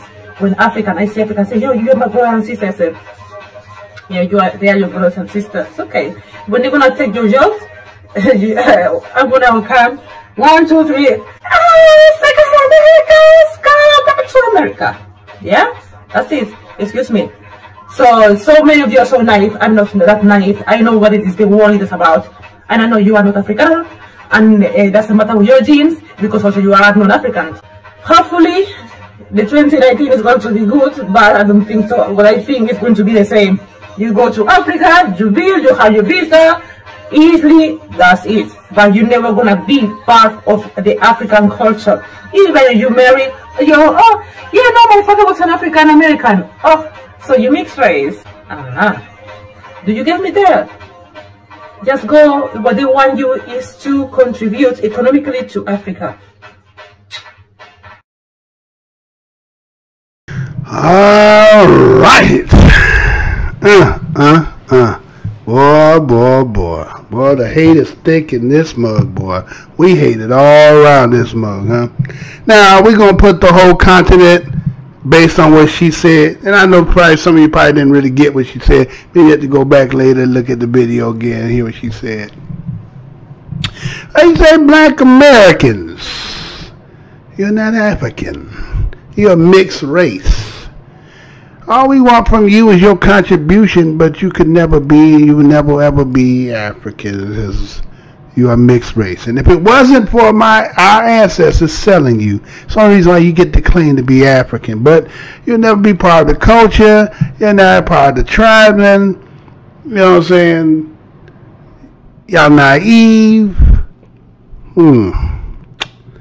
So, now some people will be offended with that, right? I ain't offended, not by the least bit, because I just put it like this. If I was to take, let's say, if I was to take 5 generations, let's say if it was my family, let's say, and these would all be, let's just say we'll just say gene-wise, because again, let's take her what she said as to we're mixed races because, well, some of them was on Nigeria, some of them was on Congolese, some of it, right? This is what she said, right? Now, if your great-great-great-great-great-grandfather was Muhammad Ali, your great-great-great-great-grandfather was Michael Jordan, your great-great-great-great-great was Mike Tyson, you know what I'm saying? I'm just going to put 5 greats and then you come from that. What makes you not have great genes? If you say that we are from each of those different that became mixed, became one, I think we more pure than all of you. I'm going to say that again. Take this shit back over there to whatever somebody want to do it. I'm going to say that shit again. If we got Nigerian, if we got them, and you just got what you is, right? I'm not taking that away from you. What makes you think we watered down? How we watered down? We infused, right? We have, and again, according to who they were taking, if we're going to go with this story, he didn't take a motherfucker that couldn't, okay, first of all, you had to get somebody who could endure. That had to be strong. That, you get what I'm saying? So what makes you think you talking about genetics when obviously you must not know nothing about, to say that we are not? Well, I got one for you. You see when we just did that story about Sentinel Island? Since y'all, you so African, why don't you go on a boat and go there and tell them that, hey, the white man coming going to try to kill you. And see if you can talk to them, because they probably more African than you, right? But you wouldn't even consider them African because they're not even on the continent no more. What would you think? What would you call them? Would they be African? They wouldn't be African either, would they? So anyway, I'm not offended. I don't think y'all should be offended. And if you is, don't be offended. See, that's that hatred. See, that's that hatred. Of course, we cannot pinpoint, say precisely if we're going to say we cover it, but I think we already at home. What y'all think? I think we already at home. But the point is, if we go there, yes, we bring something to you. Yes, they have the stigmatization about all the shit some of our people who, through our encounter here, have garnered some psychosis and all kinds of mess we got, right? But genetically, how many people on the continent versus how many people been here? And let's say if we could build what we built here, y'all should have built something way big. It should way big. And then to say that the people there, you said the Chinese helping, they helping you. That's what you think? You think the Chinese giving you $160 billion and $40 billion, and then you got France over here, you got Germany over here, you got the United States sneaking, trying to use us to get in over here, and you think that our contribution to help build the country for you, you don't see yet?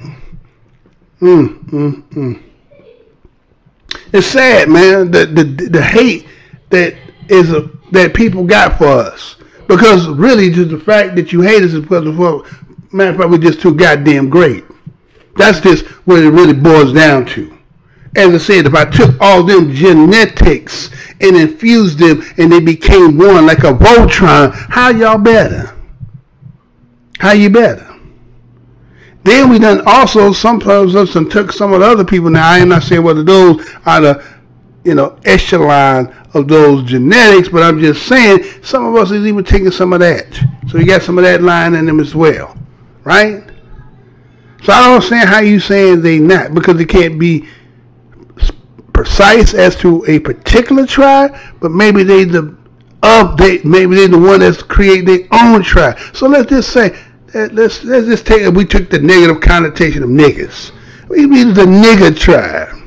Now, if we came back and we competed on the continent, what would happen? What would happen? But I don't want to make this about this. I'm just saying. See, when you're saying that, but again, don't think that she not speaking. For there's a lot who feel like the way she do. Right? A lot of them feel like that. And what's the word they use? I think it's called akata. Right? Akata. Right? So we kind of like how we look at in this country, sometimes we call, we call them little milk toast, extra buttery, right? Right? Light bright, right? So that's how they look at us. No matter what your shade is, they say you're not one of us. Okay, but again, that's her take.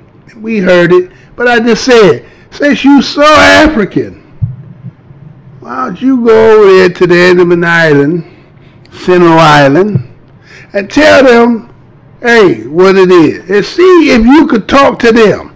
See if you could get. Because they as African as you, if not more. They ain't been tainted by nobody. When I looked at you, I lost some of your melanin. Your hair done got a little bit stringy, right? I'm not saying we don't naturally don't have that, because again, as the origins of the original man, of course, we're going to have all of them. But I'm just saying, right? So you go over there, let's see how African they going to see if you African like them. I bet your ass don't come up out of there. So that's a lot of bullshit. But again, the hatred for us is just, sometimes it's just ridiculous.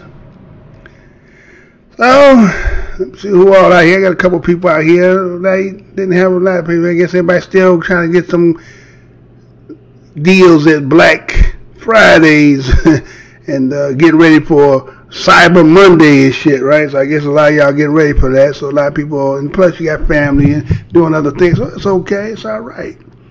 I don't see nobody in the house. Nobody says no message. Like must be all straight. Good, everybody. I'm thinking live. Stopping the tape so that I can at least acknowledge those who are in the house. What's good, y'all? That was the retape, because I had to do the retape because the one I did yesterday, they banned it worldwide. They came in and said that taping, so I had to extract. There's one aspect in it, but it's in the early part. You didn't get to see Pigpen. Remember I talked about Pigpen being black? So I went and I showed the video, right? And they banned the whole video based on that one clip. So I took it out. So I just did the replay. So those of y'all who came in here now, this is just the retake. I was going to try to do a show today, but it took me a while just to get that and get this uploaded. But I'm going to get a probably 2-for-1 come on even earlier tomorrow than another show for the regular time. So let me give acknowledgement for those out here. I got LaFord Thomas, what's good, brother? Natural Nature, what's good? Who else I got in the house? Mr. Spencer 620, what's good, brother? Who else I got out here? Look like that's about the only ones that have communicated that I can see. Anybody else in the house? What's good, fam? Hope y'all enjoyed y'all Master give you day off holiday. Didn't eat too much of that, that yard bird, right? Now I'm gonna figure out. I'm gonna have to go through all the videos to find out which one of y'all was in that store buying TVs and shit, fighting and wrestling and shit. I'm gonna find out. I'm gonna put your ass on blast when I find it's you, right? Oh man, but again, I want to thank everybody who came through. Yeah, what's up, my brother? You too, Mr. Smith. Nerve of that bigot, huh? Natural nigga, nerve of that bigot. You gotta expect it. Come on, man. Look, we some of the baddest people on the damn planet. Now we come in different variations, right? We got some of the lowest of the low, and we got some of the highest and the highest. But we got a lot of mugs in between. But I mean, even when you take the lowest of the low, you know what I'm saying? Again, it's not a competition because, again, in the tree, we all family. But, again, that was being spewed from her mouth. Almost no different than some of the shit that we go through here anyway. You know what I'm saying? But it's just kind of funny. But, again, programming. You know, a lot of times our people like to give that people from the continent are very intelligent. And I'm not saying they're not. I'll never say they're not intelligent. Because they speak a lot of different languages, but really that's what that is different programming, right, that been colonized. I mean, you've been colonized like that, then of course you speaking a different language because you got to communicate with massa. So, yeah, but in one sense, isn't it kind of like you just like schizophrenic or crazy to the motherfucker because you speaking all these different damn languages? I know it's a form of intelligence. Don't get me wrong. I'm kind of, you know, I'm playing, I'm fucking with it. But I'm just saying, right? So here's somebody who's saying what she's saying as if to say, if my people didn't do what they did to you, you could never claim African. Wait, hold on, pump them brakes. We was African anyway. If we gonna go on that, what would make any difference between our ancestors going way back, getting taken, if we're going to go with that story, to being here? So what you mean if we didn't get taken? We just have been on the damn continent. Yeah. Like, because I think what they do is I think a lot of they attribute the story to us coming out of the South and stuff like that, the white person come across our blood. Are we going to say everybody got the white man crossing him? Hell no. Yeah, he a predator. Did he pump everybody? Maybe he did. Maybe he didn't. That don't mean that everyone, just because you see up in different variations of color doesn't necessarily mean that. Right? So anyway, that's just that hatred. You know, when you come over here to the land and then those who have to be here, reside and live here, you're kind of outside the loop anyway. You don't have a real identity. Right? But they get to always claim, well, I can go back to my country. You're a slave and all that bullshit. Okay. But maybe we been home. Maybe, I ain't going to say maybe we are home. Right? But y'all got this thing that trying to look, you know, like you better than. And it's like, again, as I said in the video, we contribute too much to this motherfucker, to the whole world, not just here in the United States. Remember I shared that when I talked about the Cotton King and how the game transferred. And then they got in the game, but probably before they getting in the game, we supply everybody with that. We was the one that supplied everybody, all those white ass empires, right? So how the fuck you gonna try to say you great? We looking down your nose at us. Shh. What building up would you have had if it wasn't for our contribution? Cause see that shit she slipped and said when she talked about my ancestors. Yeah, you right. There's some of them that was complicit in the whole slave trade. Yes, you have them. And if you're proud of that shit, okay, you be proud of it. But again, I gave you assignment. Take your ass over to the motherfucking Sentinel Islands and go tell them the white man coming over there to fuck with y'all. You know, use that one incident again. How we know that shit is real, y'all? Come on, let's come on, use your mind. They gave you a story, they gave you a picture, they said they can't find nobody, but they gave you a story. So maybe somebody saying, you know what? We need to get on that goddamn island and see what the fuck they got in there. So we need opportunity. You know who volunteered? The craziest motherfucker of all. You ain't say, we're going that bitch. Hey, you. We always say you went in there, you took the Bible. How the fuck you gonna give a motherfucker a Bible and teach him English when the motherfucker don't speak English? So what concept? Does that shit even make sense? Think about what I'm saying. How the fuck you gonna take an English Bible to a motherfucker who don't even speak English and talk about you bringing Jesus loved you? Man, who you talking to? The people here? Is that who you trying to convince? The people in this country? Let me leave that shit alone, right? Let me leave it alone. Let me leave it alone. You know what it is. Smell like bullshit. Smell like bullshit. I'm gonna keep it 100. It smell like bullshit. Until we see. Right? It's just a story. Because I don't believe shit most of the time they tell you. So again, take it for what it is, leave it alone, whatever. Let's see if they're gonna not ban this one worldwide. I don't extract that. Let's see if they find with this one. Well, you know how it go, y'all. This is the most hated show on the black corner in the internet. If you don't believe me, just go look. How does a motherfucker got 3,000 only can have barely 100 people on his videos? How I got so many videos that been banned worldwide. It's like, how? Man, boy, what am I talking about? What am I doing to make me banned worldwide? No, they just not just take that. They ban you worldwide. That's a bad motherfucker, though. You understand what I'm saying? Anyway, peace to everybody, man. I don't know, man. I'm thinking I'm gonna come back with the show for today for the 21st. So I'll probably come on tomorrow twice. Hopefully, shit don't go on. I'm gonna come on early for those who might can catch that early show and then to come on at the regular time. So I'm gonna try to double up for tomorrow. But you know how it is, y'all. Peace, love, and power. Peace to y'all fams. Again, always give that universal nod when you see one another. Acknowledge, love, peace, right? All this bickering and fighting and shit. Again, you know we got to come together. We ain't got no choice. It's only us. You see how people talking that shit, talking about we ain't fam? Yeah, we may not be immediate fam, but shit, we got something in common. And there's some connection somewhere. But, you know, again, if that's how you want to play it, that's good. We all good with it. Because they in trouble any motherfucking way. Real talk. They in some trouble. Talking about you want our contribution. If we step away, okay. I think that might be the only hope. But you ain't got to take it from me. Again, gonna let it play on out. And I'm, again, thank everybody who came out. I would open the phone line. But, again, this was just a retape. You know what I'm saying?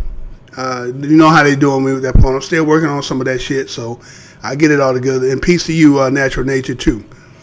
So let it do what it do. And until the next show, y'all, stay smooth. I appreciate if you hit that like button. Hit a dislike. Say I'm full of shit. It's all good. Put a comment, but it's all good. So I'm already at the 2-hour mark.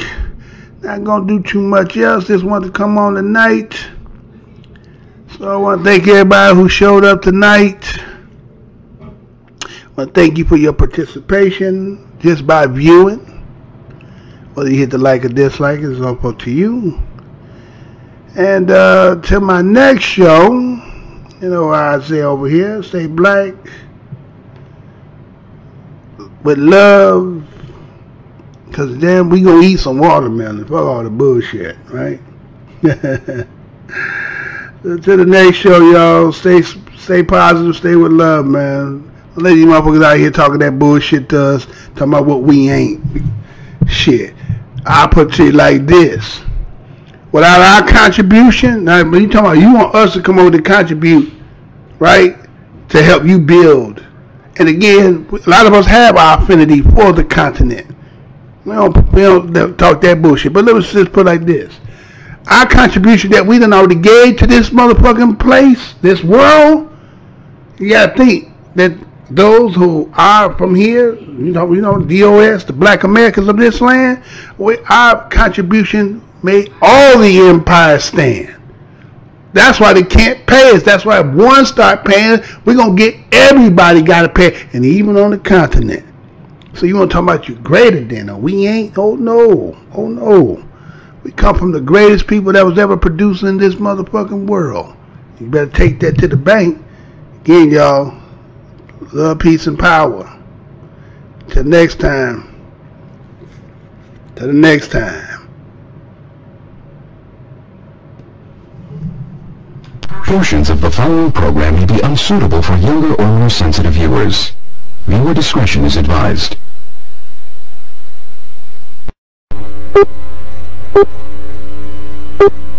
Remember, the enemy has only images and illusions, behind which he hides his true motives. Destroy the image, and you will break the enemy. I'm here to tell you tonight that the businessmen, the mayor of this city, the police commissioner of this city, and everybody in the white power structure of this city must take a responsibility for everything.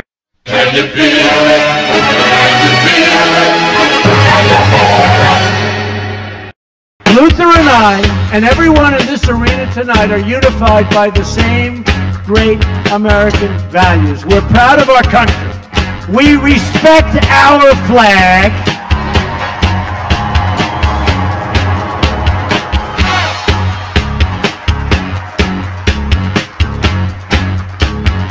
Wouldn't you love to see one of these NFL owners, when somebody disrespects our flag, to say, get that son of off the field right now, out, he's fired.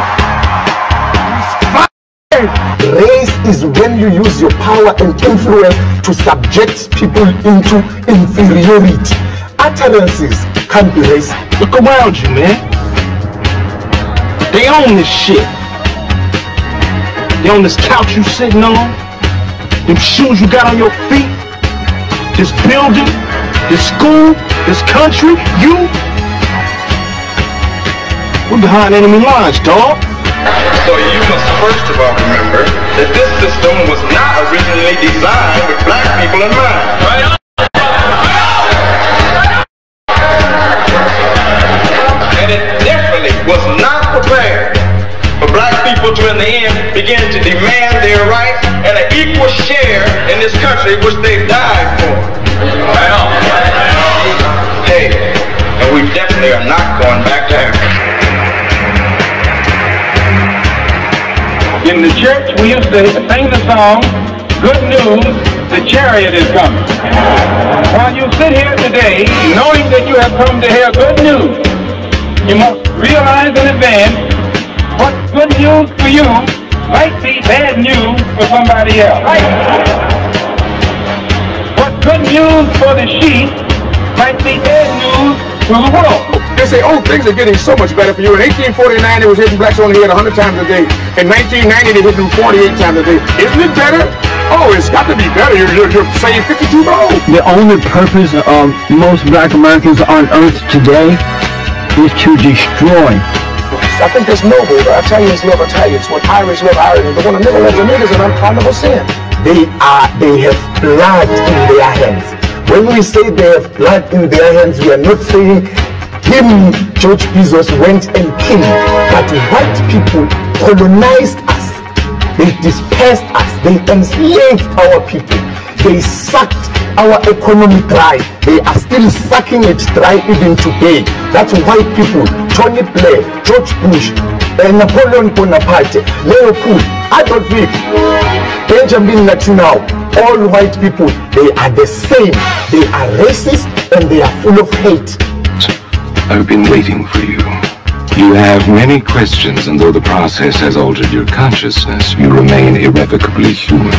Ergo, some of my answers you will understand, and some of them you will not. Concordantly, while your first question may be the most pertinent, you may or may not realize it is also the most irrelevant. Why am I here? Our world is coming crumbling down. The coons are coming. You have to understand that white America has an uncanny way of making the victim the victimizer. Excuse me, master, for putting my head in the way of your club. Not that your club is brutalizing my head and putting hickeys on it. My head got in the way of your free swing and broke your shiny stick, and I want to apologize for that. Your life is the sum of a remainder of an unbalanced equation inherent to the programming of the Matrix. You are the eventuality of an anomaly which, despite my sincerest efforts, I have been unable to eliminate from what is otherwise a harmony of mathematical precision. While it remains a burden assiduously avoided, it is not unexpected and thus not beyond a measure of control, which has led you inexorably here.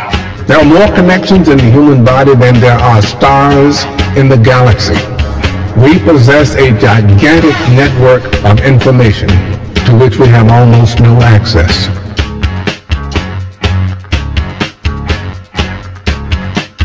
Matrix is older than you know. I prefer counting from the emergence of one integral anomaly to the emergence of the next, in which case this is the 6th version. 5 months before me. There are only 2 possible explanations. 5 months before me. When no one told me. When no one knows. Precisely. As you are undoubtedly gathering, the anomaly is systemic, creating fluctuations in even the most simplistic equations. Control me! I'm gonna smash you to You can't make me do anything like Chris! Choice. The problem is choice. Let us remember that we're not brutalized because we're Baptist. We're not brutalized because we're Methodist. We're not brutalized because we're Muslim. We're not brutalized because we're Catholics. We're brutalized because we are black people in America.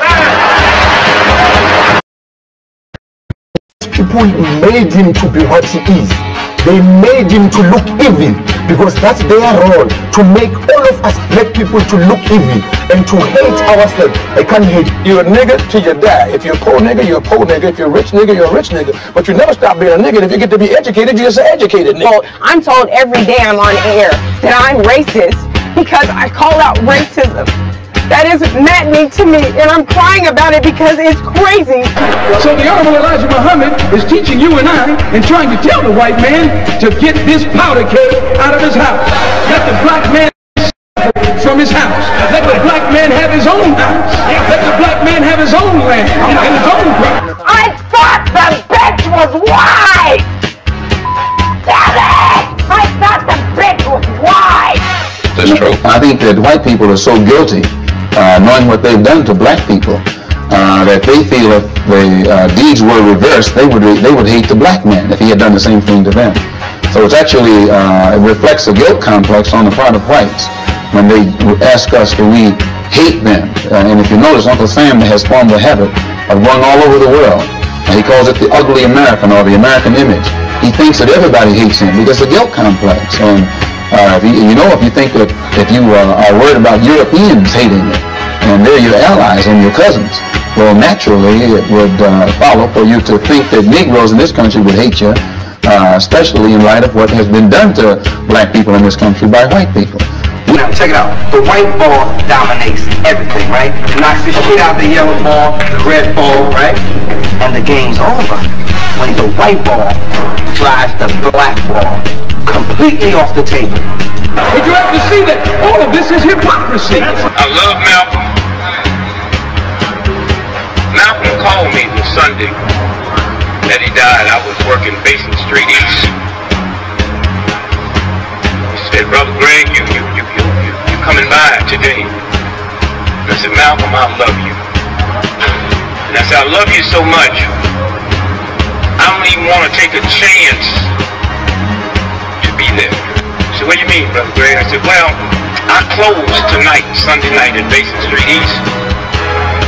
And I said, but I had my wife book me a flight into Chicago at 8 o'clock this morning.